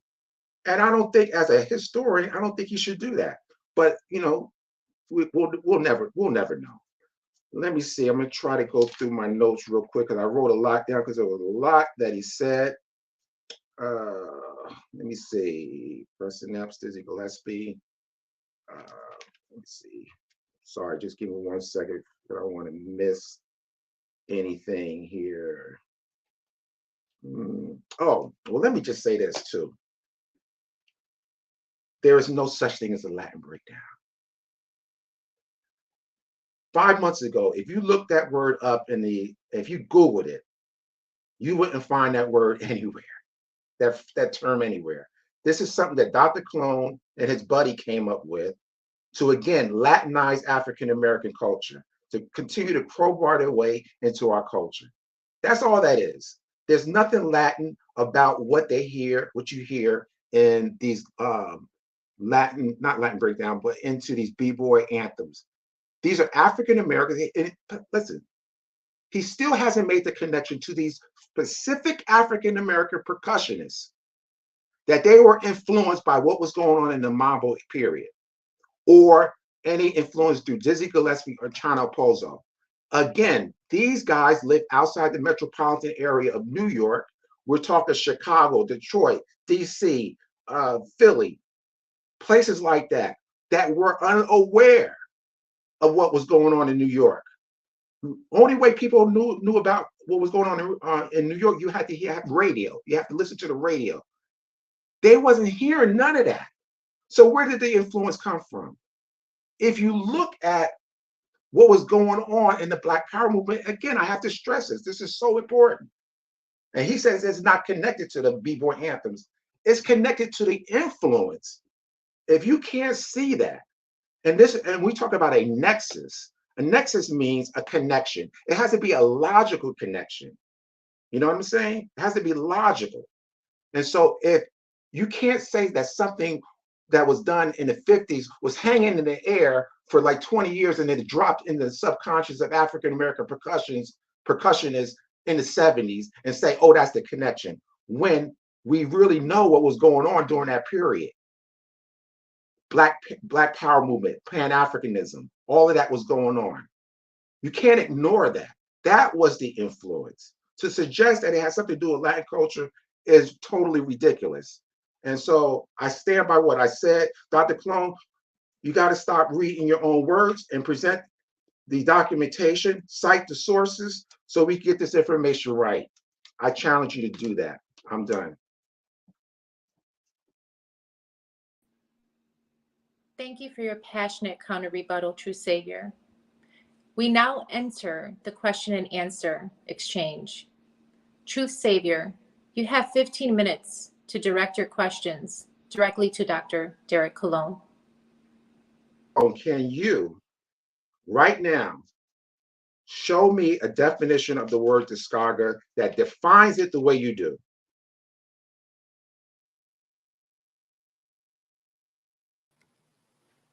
Hello? Yeah, hold on. Let me put on my headphones, buddy. Can you hear me? I can hear you. Truth? I can hear you. All right. So, can you repeat the question, please? Can you, at this moment, because you were reading some things, so at this moment, can you present me with a definition of the discography that said is the go off, is the Latin percussions, is the get loose and all of that? Can you provide a definition that says that? Sure. Independent of you. Yeah, none of it was dependent of me. No, The Latin discography. None of it was dependent of me. No. I want you to provide me with a definition that I can look up. I want to be able to go on my pad right here. I want to go on my pad and look up that definition of the discography that defines it the way you do. Well, the way that I define it, yes, is I want to what it be able says. to look it up. Yep, I'm looking it up right now. Let me find it.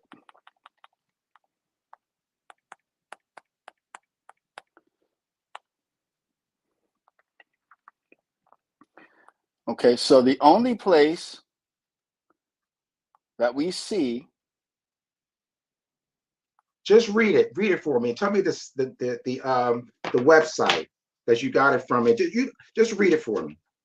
That's what I'm looking for right now. I don't want to use Wikipedia. No, because that's what most people use. Right. I don't want you to use Wikipedia. Use the definition. Use the website that you got your definition from.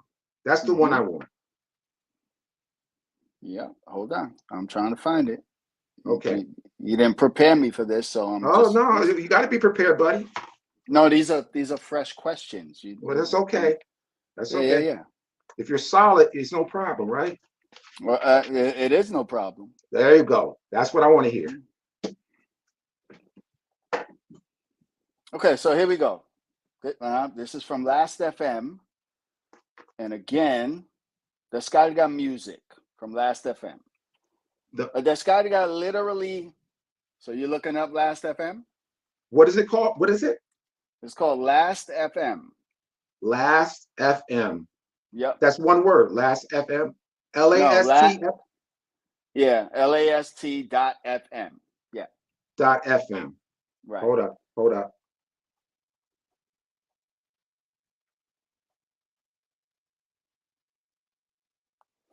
Oh shoot. Let me go back. You can read it as I look for it. Is it any / or just what? What I'm looking for? It's LAST.FM. That's it? LAST.FM, yeah. All right, okay. So I'll read it. No, it's not coming up anything. You sure it's not a / something? No. It can't be. I put in LAST.FM and it's coming up nothing. Yeah, I have it in front of me. I mean, I could show it to you. It's right here. I tell you what. No. Look at the screen. Look at the screen. It's right there. It's Last FM. Descarga Music. Oh, Descarga Music. Hold up. Before you read it.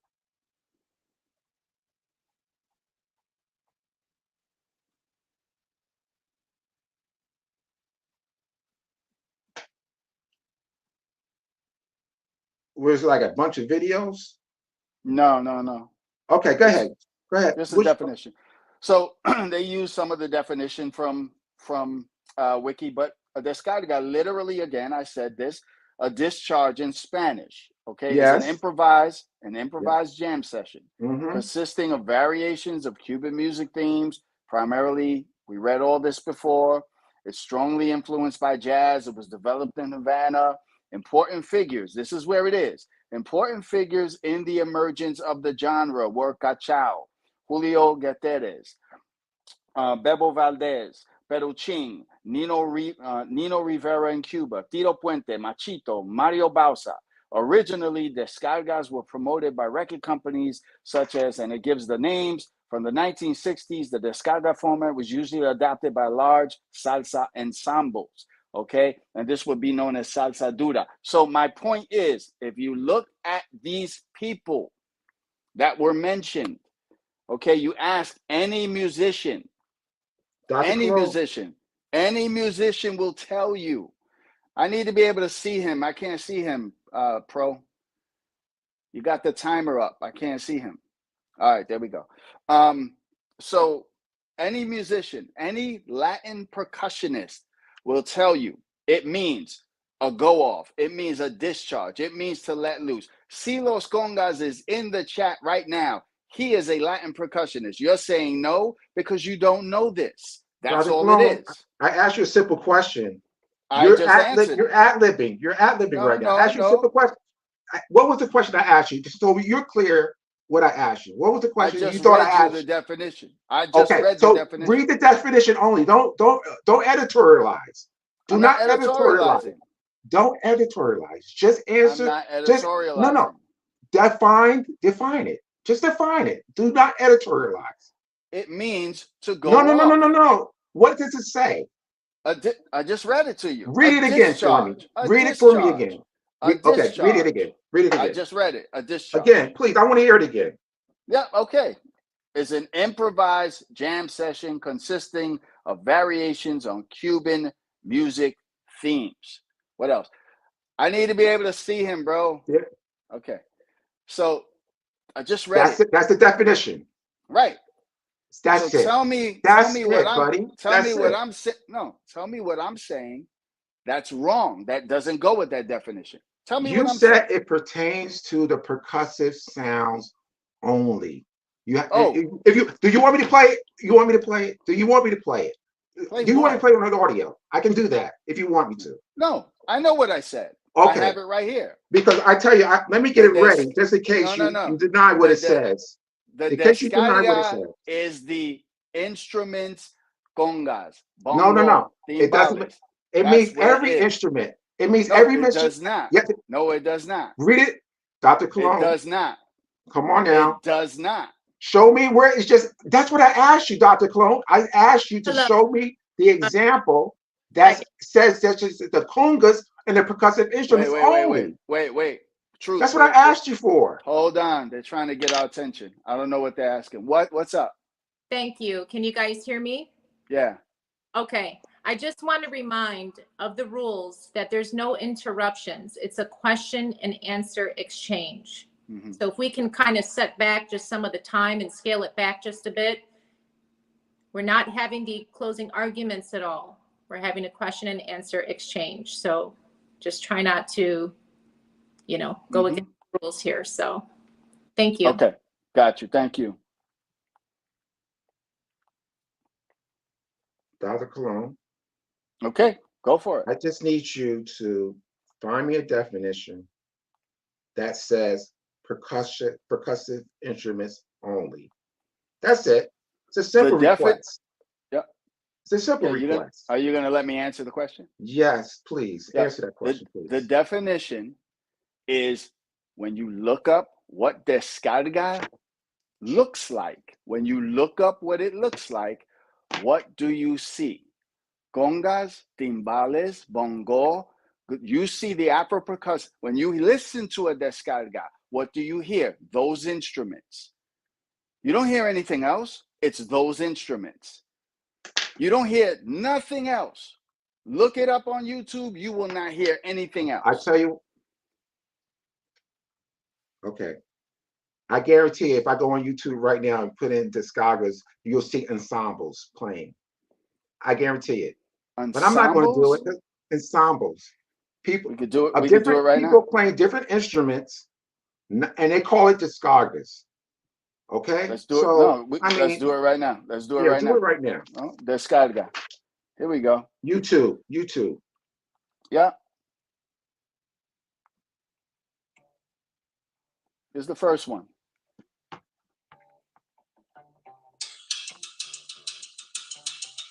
Can you hear it? What is the video, buddy? I typed in descarga and picked the first one. Okay, let me Can you do the hear it? same thing. Hold up. You just put in Discarga, right? Okay. Yep. Pick the first video. It's Cachao. Yeah, but what else was going on, Dr. Cologne? It's the Afro percussive instruments. What else was going on, though? What do you mean? Continue. Play it for just one. Play it for 1 whole minute. Yeah, I'll play it. Play it for 1 whole minute. Yep. Can you hear it though? I can hear it. Okay, cool. I just want to make sure.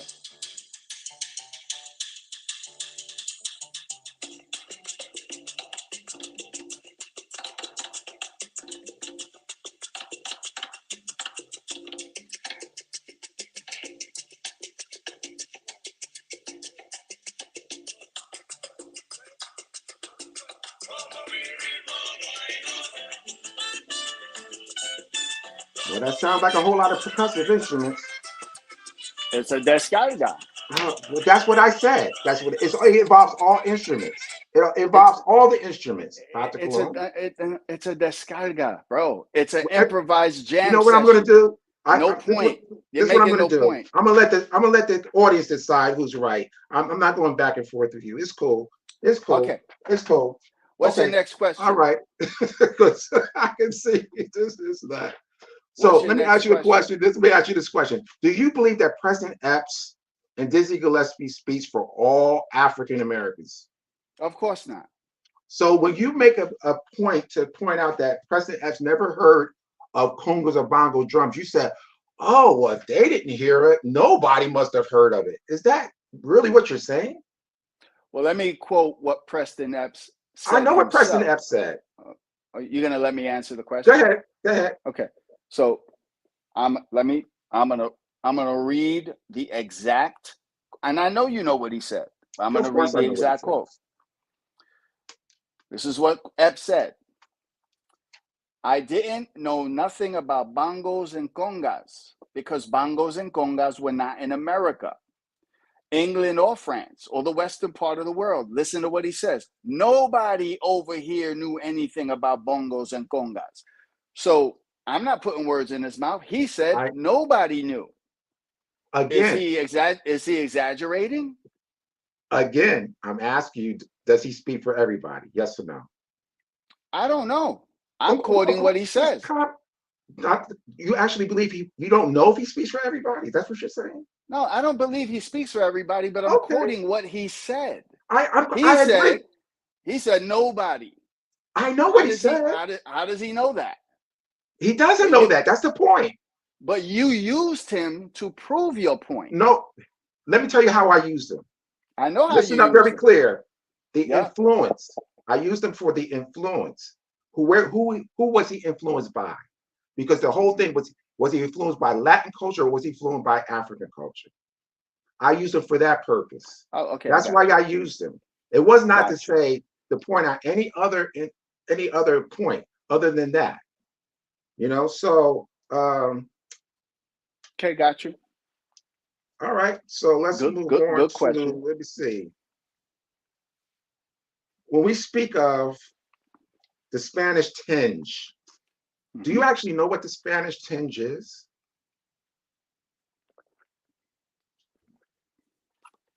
It's the bending of the notes.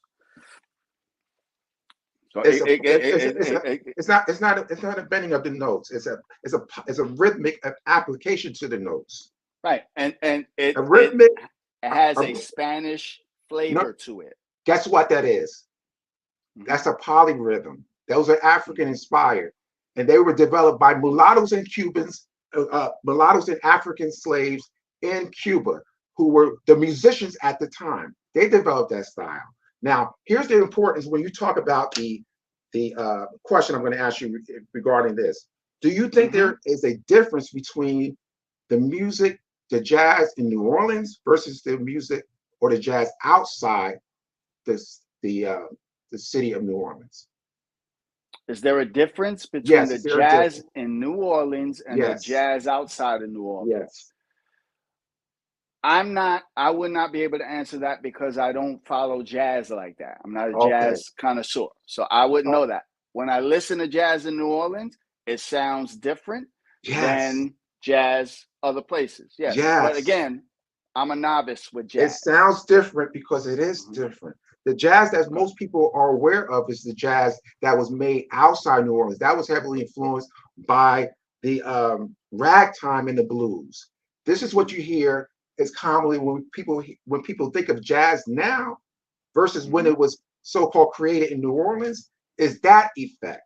So when you point to this influence of Latin culture in jazz, it's really, again, a regionalized influence versus a global influence, because nowhere else is jazz played the way it is played in New Orleans.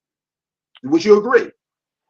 Again, I'm not a jazz expert, Okay. so I wouldn't Well, know. I just want You to know. kind of Mhm. help you understand when you say jazz was influenced by Latin culture, it's a different kind of jazz.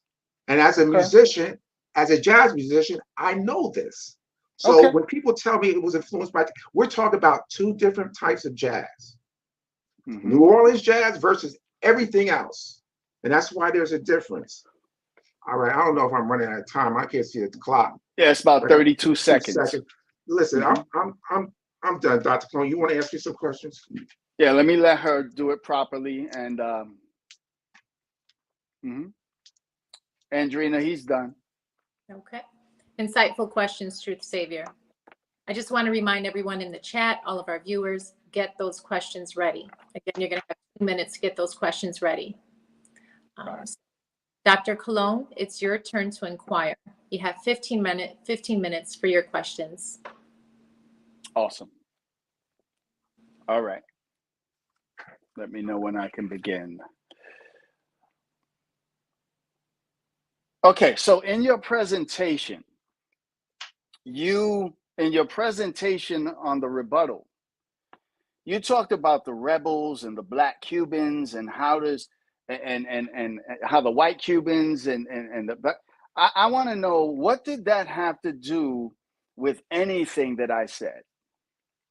Is to provide context to when now white Cubans embrace this music when they antagonized it and they disdained it and they killed black people in Cuba for nothing based on the color of their skin. I want to provide context to who we're dealing with, and the so-called white Latinos who are embracing this culture hated it. And they want to take credit for something that they had nothing to do with. I want to provide context to that. Okay. Let me ask you a question. This Yes. is really a hip hop conversation, because we're talking about the connection with the b-boy anthems. You're straw manning this whole thing. You're straw manning this whole thing. But anyway, we'll keep going. You're not sticking to the topic. So let me ask you a question. Since this is the topic, you tout yourself as somebody who knows the culture of hip hop. You seem like you do your research, understood, got it. I see that you do that. What element of hip hop did you ever participate in? Here we go. Now you want to change the topic, huh? No, it's the same topic. No, it's not. No, it's not. Go to your next question, sir. Go to your next question. Oh, you're not going to answer the B-boy anthems. Let's deal with the B-boy anthems. Give me a question on the B-boy anthems. You're not going to answer the question I just No, stay on topic, brother. Stay on topic. Go to your next one. Okay. So the B-boy anthems have everything to do with hip hop. Well, ask me a question on the B-boy anthems then. What? I'm asking you a question. Go ahead, try again. Okay, let's do this. You reneged on that one. When it says the genre in the definition, when it says the descarga is highly influenced by jazz, where is the proof of this? Where's the proof of it? The descarga, if you listen to the actual descarga, when you listen to these, for example, the videos that you asked me to look at right here, when you listen to them, you'll see that each musician takes opportunity to show off. The piano player the guitar player, the kazoo player, whoever's there takes an opportunity to show off. That's the same idea that comes from jazz improv. And now there clear, was nobody doing that before jazz improv. No, there wasn't. There was nobody going off on musical instruments before jazz improv. You're saying going off. I'm talking about jazz improv. I'm talking about improv. Improv. They weren't doing that in Africa. No, they were not. They were not. No, they were not. Prove it to me, buddy. Prove it to me. No, that they were doing that. I'm asking you to prove. You didn't prove anything. Listen, you showed me a picture. The people tell you. Ka-chow will tell you where it comes from. Me a picture. Ka-chow will tell you where it comes from. I'm not talking about. Let me read this. Hold up. Listen to what I'm talking about. Let me read it. I'll read it. Hold up. Give me a second. Give me a second. Let me find this real quick.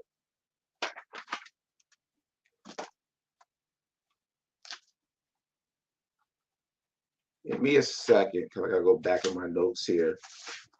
From the Latin Jazz Network. All right. The album, not the album, but the title is Ka-chow's Cuban Jam Session in Miniature, Descargas. Where do you think the word jam comes from? Oh, okay. Go ahead. Where does that come from? Tell me. No, you tell me. I'm asking you. I don't know. You got African American vernacular. African American vernacular. Okay. So why are Cubans using African American vernacular? Why? Okay. They're speaking Spanish, and it's so jam is a Spanish word. Jam. No, descarga is a Spanish word. Is jam a Spanish word? No, descarga is. Why are they using the word jam?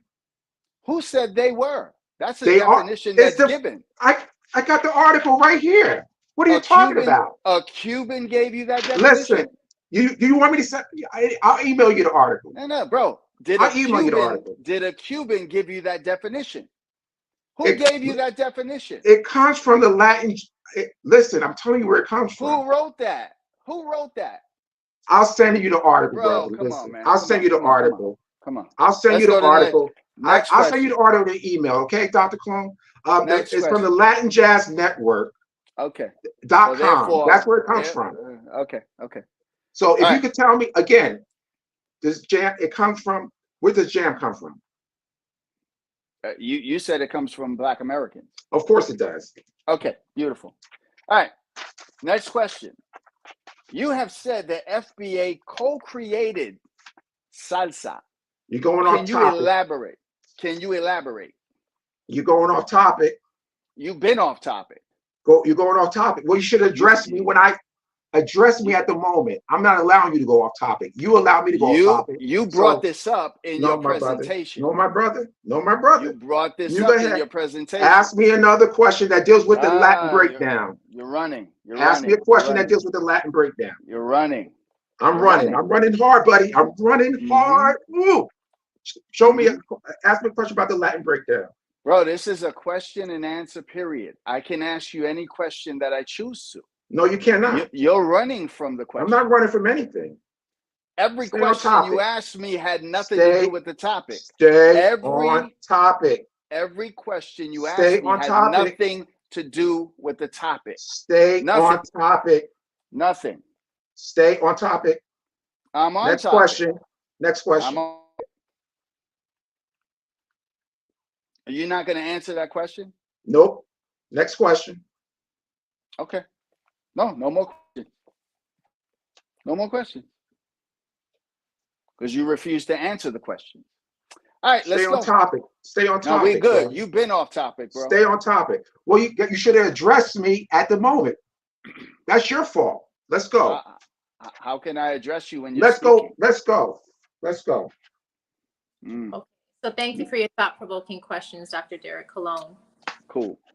All right, it's an exchanging question-answer session indeed. So let's proceed to the closing arguments. Audience, this is a great time, again, to finalize your questions for our speakers. So, Truth Savior, please begin with your 10-minute closing argument. The purpose of my presentation was to establish that there is no such thing as a Latin breakdown, and the influence that Dr. Colon wants to suggest comes from Cuba is non-existent in Black American music. Just because an artist may have done a song with an Afro-Cuban flow doesn't define a genre. No one can look, for example, no one can look at a James Brown and say, oh, I wonder, was he a Latin artist or was he a funk artist? We know for a fact that he was a funk artist. Again, we have to also be aware of the fact that there is no such thing there's no difference between Afro-Cuban rhythms, Afro-Caribbean rhythms, Afro-Latin rhythms. They're all African. We can't get caught up in these semantics in terms of trying to make these things appear to be something that they're not. Again, we have to look at the fact that there was African drumming in America from as early as 1619 to 1740 when the band was initiated. However, there are episodes throughout this history, and I only touched on a few because of time's sake. I didn't want to go too much. Clearly, I have established without any question that African traditions were alive and well in the United States. The idea that we only received these African rhythms and these African sounds was because of Latinos doesn't bear out in the facts that I just laid out. Dr. Colon can never argue against or debunk anything I said in regards to what was happening in the New York area, New Jersey area under the celebration called Pinkster, where these people were speaking their native language, playing drums, doing all the things that were done in Africa well into the 19th century. Dr. Colon has failed to give me a satisfactory answer as to what is the true meaning of the discography. He has clearly tried to mislead us and try to make us think that the discography meant something that it actually doesn't mean. When I tried to get him to find a definition that fits his narrative, he failed to do it. And so that proves to me that he's only interested in presenting a false narrative that does not bear out in facts. I have proven also that the influence comes from America to Cuba. When we talk about since 1922, radio broadcasts were pumping in American music. You heard the voices of Angel Diaz and Cesar Pertrilla de la Luz talking about the influence of African American music and the effect that it had on them. They were writing and jazz styles, modernized their music and all of that. It's unquestionable the effect that Black Americans have had on that culture, and to argue that the influence went the other way is totally ridiculous. Another thing I want to point out is this whole thing about Dizzy Gillespie and China Pozo. For some reason, Dr. Colon believes that Dizzy Gillespie can talk for all Black Americans. Just because Dizzy Gillespie was new to this whole thing of these congas or bongo drums doesn't mean that everyone else in Black America was not aware of it. He says the same thing about Preston Epps. I got him to acknowledge that Preston Epps doesn't speak for all of Black America. So it's important to understand you can't use one person's experience and try to say that that was every African American experience. Dr. Colon, in order for Dr. Colon to be correct, he has to disregard all the evidence that I've proven, especially the evidence regarding the Black Power movement, the Black Liberation movement, and Black Arts movement. Let me remind you, I showed a video in my promo video where I showed the celebrations of African Americans and other people of African descent in San Francisco and in Washington, D.C., signifying a national movement.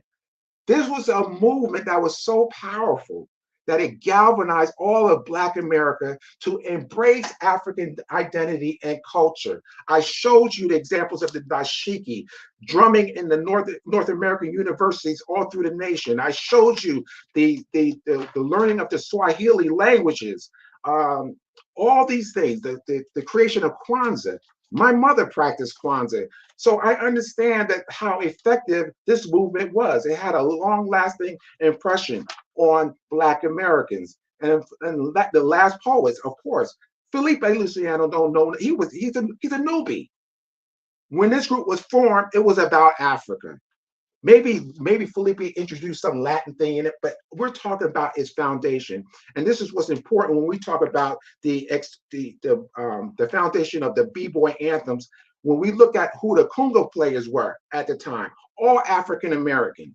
Where were the Latinos if they were so instrumental in this movement? Where were they? They were absent. They weren't around. We didn't need them. They were nowhere to be found. This was totally by African Americans who were inspired by the things that were going on in their community. We are, as Black people in this country, we are descendants of Africans. Who are you to say that as a bright Latino, telling me as a person of dark complexion, phenotypically more aligned with the people of Africa, who are you to tell me that I am not African, that I'm not entitled to these rhythms, I'm not entitled to these sounds? Because they are my sound, they are part of who I am. And to suggest that somehow you are more privy to this culture than me is disrespectful, and I'm not having it. So let me see what else I want to say before I got a lot of time, but I pretty much, I don't even have to say much more, because at this moment, I think I covered everything quite succinctly. At the end of the day, in order for Dr. Colon to be right, he has to ignore the early US history. He has to ignore everything that I say and act as if it never happened, and act as if it never had an impact on Black people at all. It was no way, in fact, anything to do with Latin culture. This was our doing. We did this, and no one else had a hand into it. And lastly, before I say this, I got to remind you again, if you did not live in the metropolitan area of New York, Connecticut, New Jersey, there was no way you heard of these forms of music. Dr. Colon made up this whole thing about people coming, jazz musicians coming to the Palladium and trading ideas. Dr. Colon, I want you to show me, you could do it off camera at your leisure, show me the website or any article that points to that history. Because knowing you, I'm sure you made it up. Because I know of no such history. If there was such a history, I would have found it. The mere fact that the Palladium failed when they tried, or not the Palladium, but the Mambo failed trying to go nationally points to its insignificance in the national realm. So stop pushing this idea that this culture that you call the Mambo or the Latin breakdown culture was so influential when it clearly was not. And like I said, I have to say this finally again, there is no such thing as Latin breakdown. It's a figment of your imagination, and it's disrespectful to our culture to put forth some nonsense that can't be proven. And lastly, how dare you use another culture, Cuban culture, to uplift your people and try to make them foundational? What did the Puerto Ricans do? Tell me what the Puerto Ricans did. Where was their descalga? Show me that history. Don't use Cuban history. That's not your history. Guess what? Cubans aren't arguing this thing. Cubans is not in these YouTube spaces arguing this nonsense. You're using Cuban culture to try to crowbar your way into the culture. It's disrespectful. Think about it. If the Cubans aren't doing it, why are you doing it? It's okay to be in second place. It's okay to be participants. What's wrong with that? I'm done. Thank you for your final thoughts, True Savior. Dr. Colon, please present your 10-minute final argument, your closing argument. I am ready. So he started by saying that, did Preston Epps speak for all African Americans? Did Dizzy Gillespie speak for all African Americans? But then he played us a clip of these Cubans. He named 2 of them that talked about all of the African American jazz musicians that came to Cuba. I returned the question. Did they speak for all Cubans? Of course not.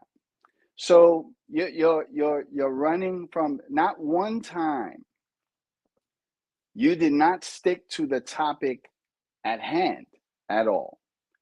You gave some great straw man arguments to really show what's in your heart, bro.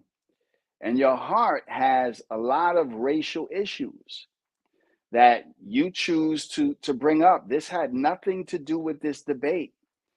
You made this about race. You made this about the black Cubans versus the white Cubans. You call them white Cubans. You made this about race. This was about the connection, the Latin breakdown and its connection to the B-boy anthems.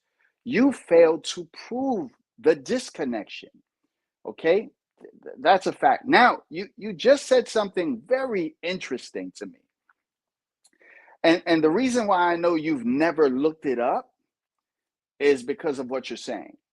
So you said that there was no connection between the jazz musicians at the Palladium and Birdland, that they were not going back and forth and jamming with each other.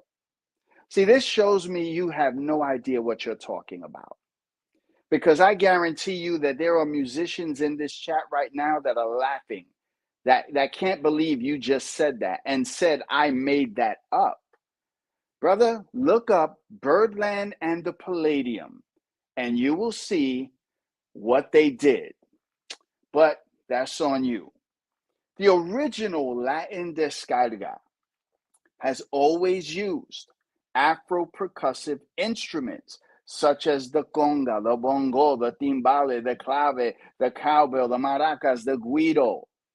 That's the descarga. When you listen to a descarga, when you listen to what it sounds like, that's what you hear. Now you say, no, the jazz musicians influenced the go-off. The fact that people are playing different instruments and going off. That was the influence. The point being is that what are they playing? And can b-boys rock? We're talking about the b-boy anthems. Did those sounds of the improvised jam sessions in jazz make it to the b-boy anthems? No. What you hear is the Latin descarga. You hear that inspiration. You don't hear those jazz improv sessions from jazz. You hear the descarga sessions, the go-off sessions. That's what you hear. So, it's very clear. Those polyrhythms are the direct inspiration of what the African American and rock bands mimicked in their records. This is clear. These records would be found by specific DJs such as Herc, Flash, Bam, Breakout, Chase, Tex D, Theodore, Kenny Ken, Baron, Tony Tone, Casanova Fly, Disco Wiz, and many others to lengthen those breakdowns. Many of these DJs played for specific audiences called breakers or b-boys. It's important to understand that no one went to the floor until late 74, 75. Okay, so the connection, you have failed to make the connection, to disprove the connection. So once again, you have to prove to me that the jazz improvisational sessions are really the inspiration for the b-boy anthems, which they're not. When you listen to the descarga, you hear those instruments in the b-boy anthems, thus the Latin breakdown within those anthems. It's so clear, my friend. The foundational b-boy crews, starting between 75 and 79, with TBB, the Zulu Kings, Some Say Soul Soul, Star Child the Rock, the CC Crew, the Rockwell Association. These crews got busy to the sounds of the Latin percussion and funk breaks. It wasn't the sounds of jazz musicians and funk breaks. It was the sounds of the Latin percussions and the funk breaks. Those inspirations came from the original Latin descarga. That is the Latin breakdown that caused these crews to want to get busy. Those are facts. We end with a quote from Paul Austerlitz. His name is Paul Austerlitz, and he is an ethnomusicologist. I'm going to read this quote again. I read it earlier. See if it sinks in. African American musicians began to, this is somebody who studies this. I guarantee you he could tell you the connection between Birdland and the Palladium. It's that you don't know this.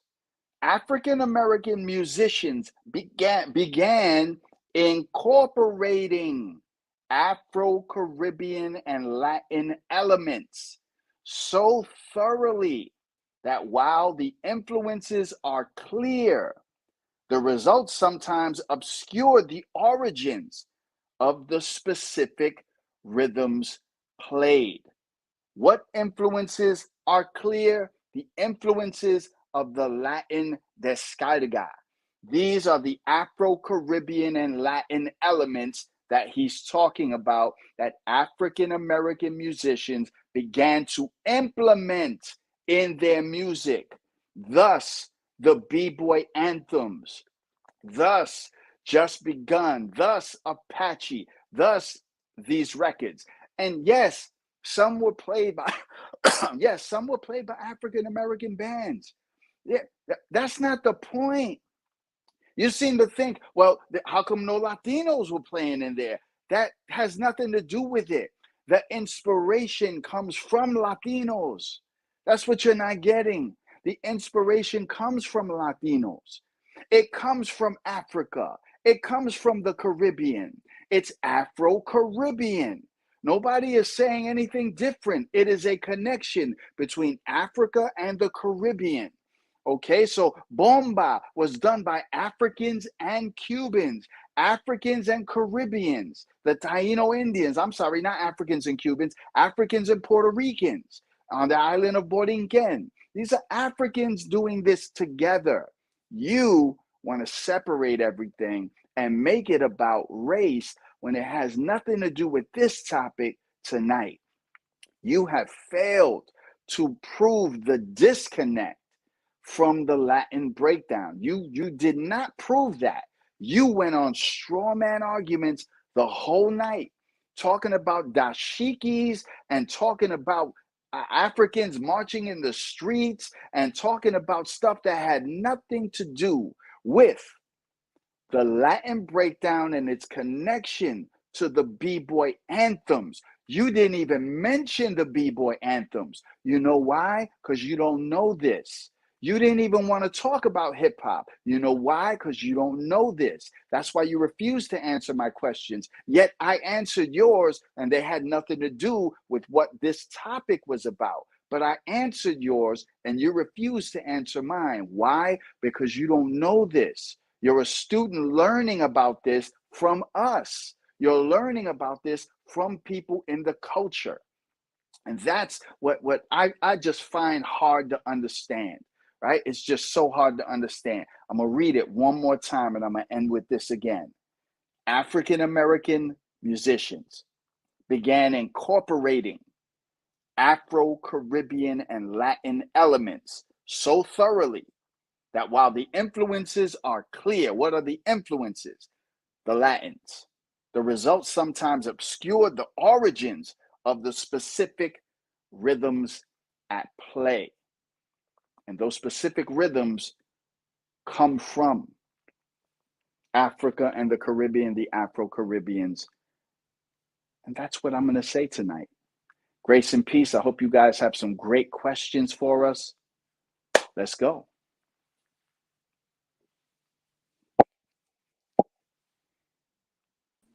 I'm done. Thank you, Dr. Derrick Colon. Thank you very much for your final closing argument. All right, so now we turn to our audience. This is the moment where you guys can submit your questions. You can engage with both of our speakers. So please, right now in the chat, submit your questions. And we're going to select 5 questions in that format that I stated in the chat, and they have it up on the screen right now. So question for speaker's name. We'll be taking 5 questions for Dr. Derrick Colon, and we'll be taking 5 questions for Truth Savior. Now, remember, very important, we will not be going back through the comments to filter through everything. Now is the time, and you do have 2 minutes to submit your questions.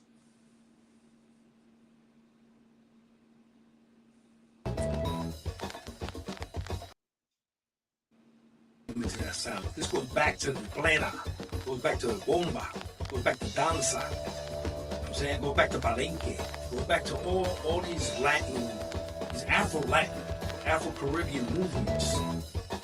I was able to bring a sensibility of not just the known break beats, but also Latin records that spoke volumes to the same sort of ethos that the breakbeats had.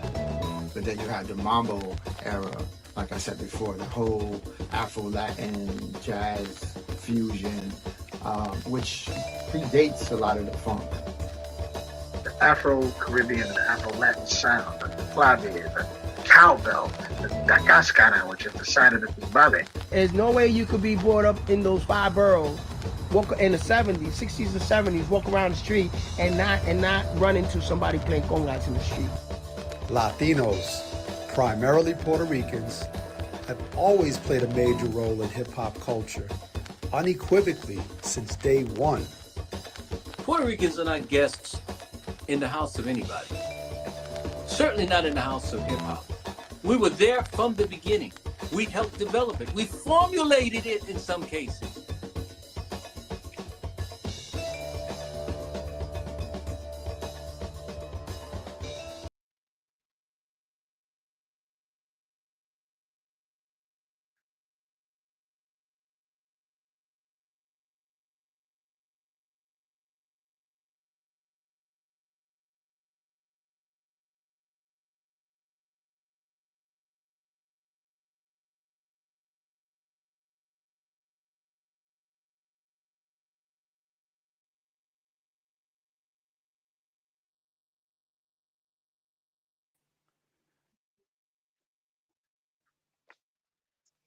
We can't hear her.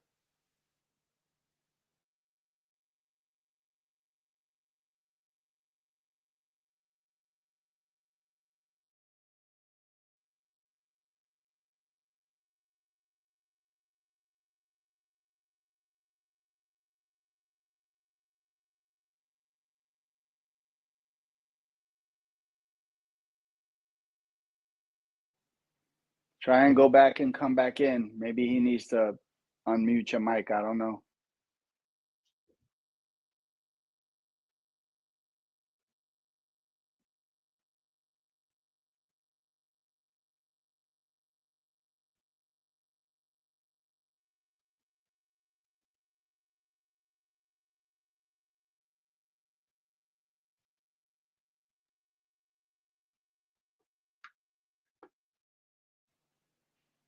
There we go. I heard you.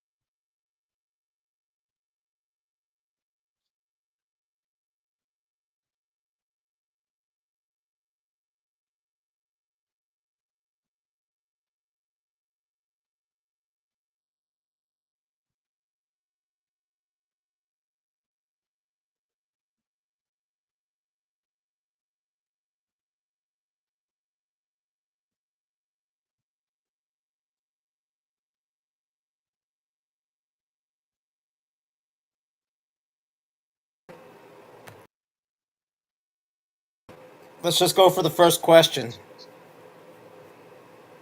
Her mic is on. She's not on. So let's go to the first question for Verb Soul.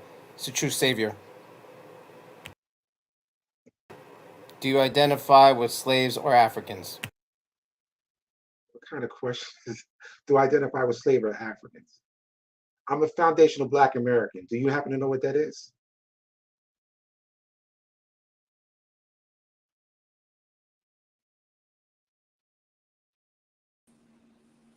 Can everyone hear me? I can hear you. Okay. Not sure what happened because I was unmuted. So, all right. So we're going to be doing the questions on the screen. We have the first question from Verb Soul. At Truth Savior, do you identify with slaves or African? Oh, that's random flavor. Okay. I'm a descendant of African slaves.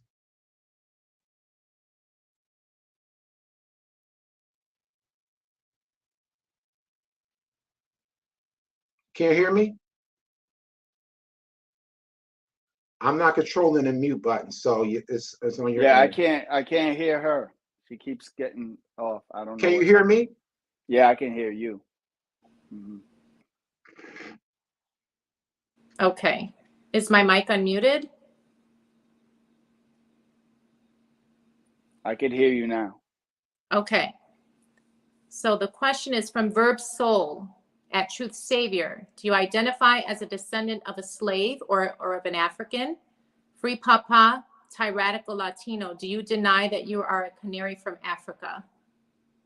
Is that two questions or one? I didn't hear it fully. Is that two questions or one? It looks like it's 2 in 1. So you can choose which side you want to answer. It's up on the screen. It's on the screen. Oh man. Yes.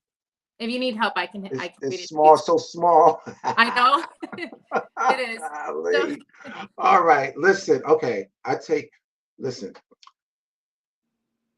I'm a descendant of enslaved Africans in the United States. So that makes me a foundational Black American. I don't hide from my African identity if that's the purpose of the question. That's it. all right. Any other questions? All right. Bang Bang Boogie. Question for Dr. Derrick Colon. Can you play a sample of a Latin breakdown or an early hip hop track with Latin congas?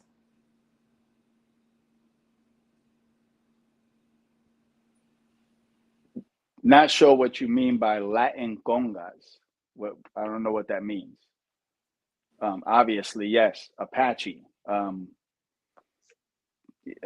mean, I don't even know what that means. So, what's a Latin conga? I don't know what that means. Not sure what he means. I mean, just play the breaks. You hear it. Okay, so let's put the next. Oh wait, no, I'll play one right now. Yeah, okay, let's play one. I didn't want to take up that time. That's why I didn't really want to do that. But okay, we'll find it. You know what? No, I don't want to do that because it's going to take up time, and I don't know what that means. Listen to the breaks. Yes, you hear congas in the breaks. Okay, keep going. All right. So the next question is for Truth Savior from Jose. Since you're determined to put Cubans before Puerto Ricans just to keep our focus off of you, can you give me a name of an instrument or genre that Cubans had before the Puerto Ricans? That's for Truth Savior. I don't know enough about Puerto Rican culture to even answer a question like that. The question I had in reference to Cuban, I was using that reference in terms of what Dr. Colon is presenting. He's pushing Cuban culture. I'm not pushing Cuban culture. He's pushing Cuban culture. When he mentioned the descarga, that's Cuban. So, and he believes that the Latin breakdown comes from that. So he's pushing Cuban culture, not me. So I don't understand why that question is directed to me. So next question. Okay, the next one is for True Savior. This is the third question for True Savior from Akai Cruz. What elements did you practice or master? What elements did I practice? I practice none of them. How about that? Fair enough. Next question. All right, this one's from Del Ray Brown. This is for Truth Savior. They said truth, so I'm assuming it's for Truth Savior. Was Afro-U.S. American culture developed in a vacuum? It sounds like this is what you are saying. Well, if it's not, then tell me what was. If he wants to, if he can answer that, because that's an open-ended question. He must know there's something that I don't know. So maybe he could interest us with a description of what he believes what happened. Okay, can we put up the next question? Right, this one's for Dr. Derrick Colon. Dr. Colon, from JG. Dr. Colon, are you going to do a documentary on funk and music?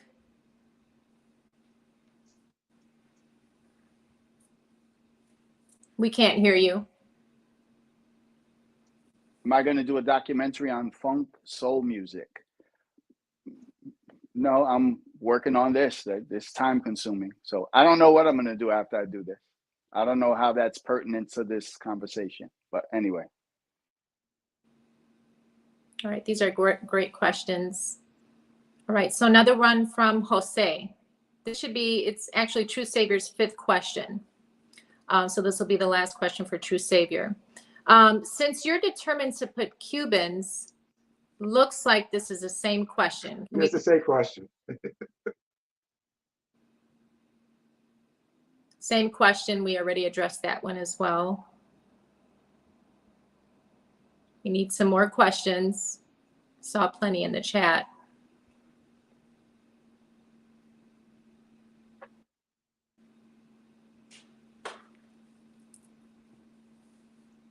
Okay, I'm going to go ahead and look in the chat to see if I see any other questions here.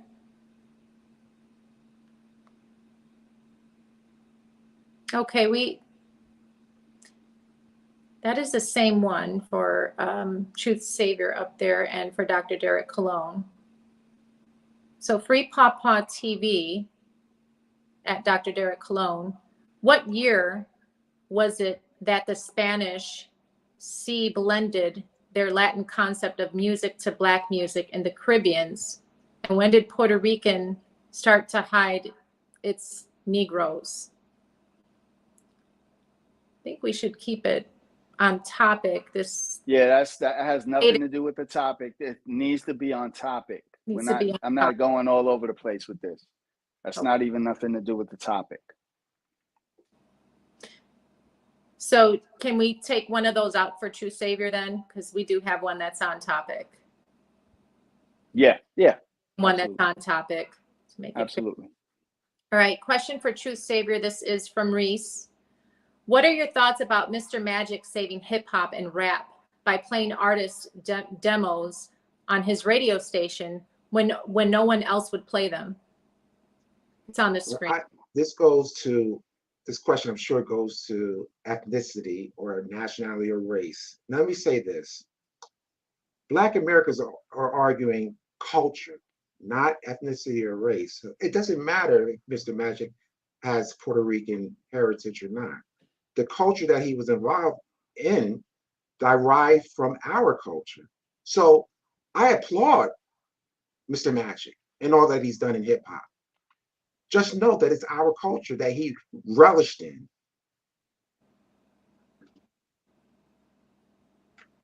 Okay.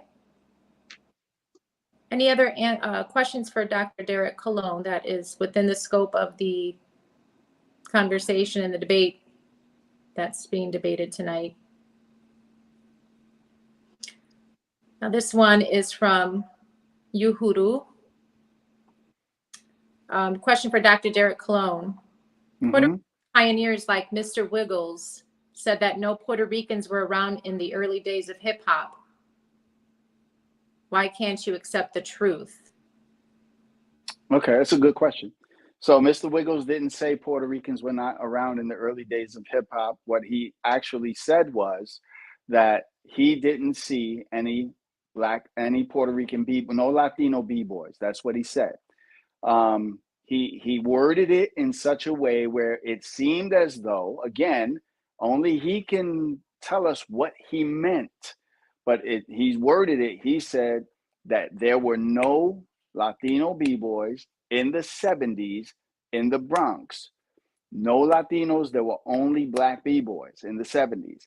Now, why I can't accept that is because, number one, I was there in the 70s and I saw Latino b-boys in the 70s. Number two, you have b-boys who are alive who were b-boys in the 70s, in the early 70s, when it started to happen. People like Spy, people like Track 2, people, and a bunch of others. So it's not that I don't want to accept what he's saying. I'm saying what he's saying about that is not accurate. There were Latino b-boys in the 70s.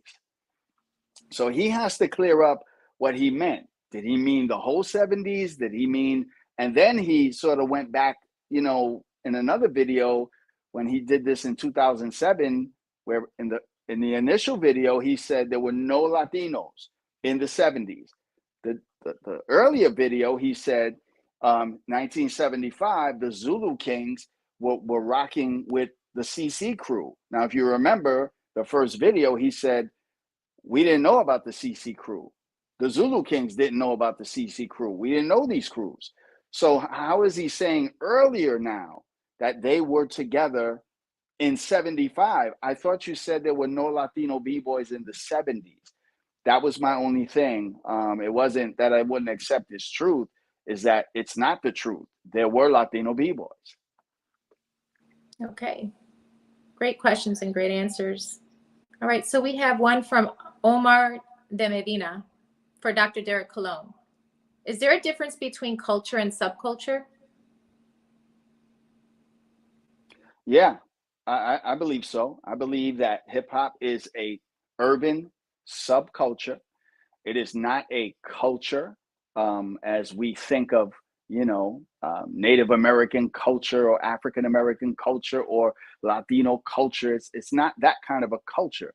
It's a subculture from the streets, produced by people from different cultures that produced something that was not there before.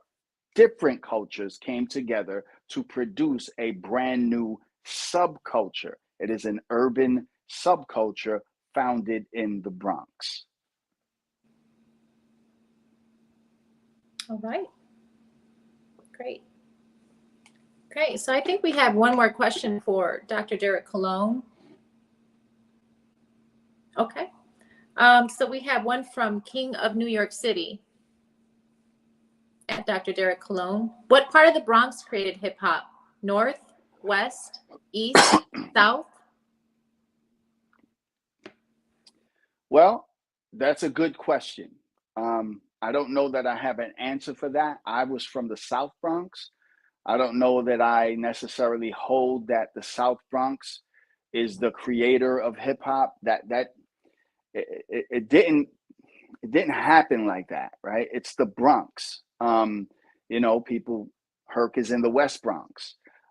So you have these 4 DJs who are around the Bronx, right? So Herc is in the West Bronx. Flash is in the South Bronx. Breakout is in another section of the Bronx. Bambaataa is in Bronx River. So those are the sections, and there's other DJs, of course, but those are the sections that it's happening in. You know, I think that there was stuff happening in the South Bronx. There was stuff happening where Herc was. There was definitely stuff happening in Bronx River with the Zulus and all of that. And, you know, according to Sha Rock, there's stuff happening with Breakout. So, you know, I don't know how to answer that question. I know it was the Bronx, but I wouldn't venture to say it was the South Bronx because Herc's not in the South Bronx, but then Flash is in the South Bronx. So I think it's a combination, but that's just me. That's just me. Perfect. All right. So this does conclude our debate for the evening. I want to extend a heartfelt thank you to both of our speakers, Truth Savior and Dr. Derrick Colon, for a stimulating and enriching exchange. And thank you to our audience. Thank you very much for joining us and participating in this vibrant conversation. Good night and take care.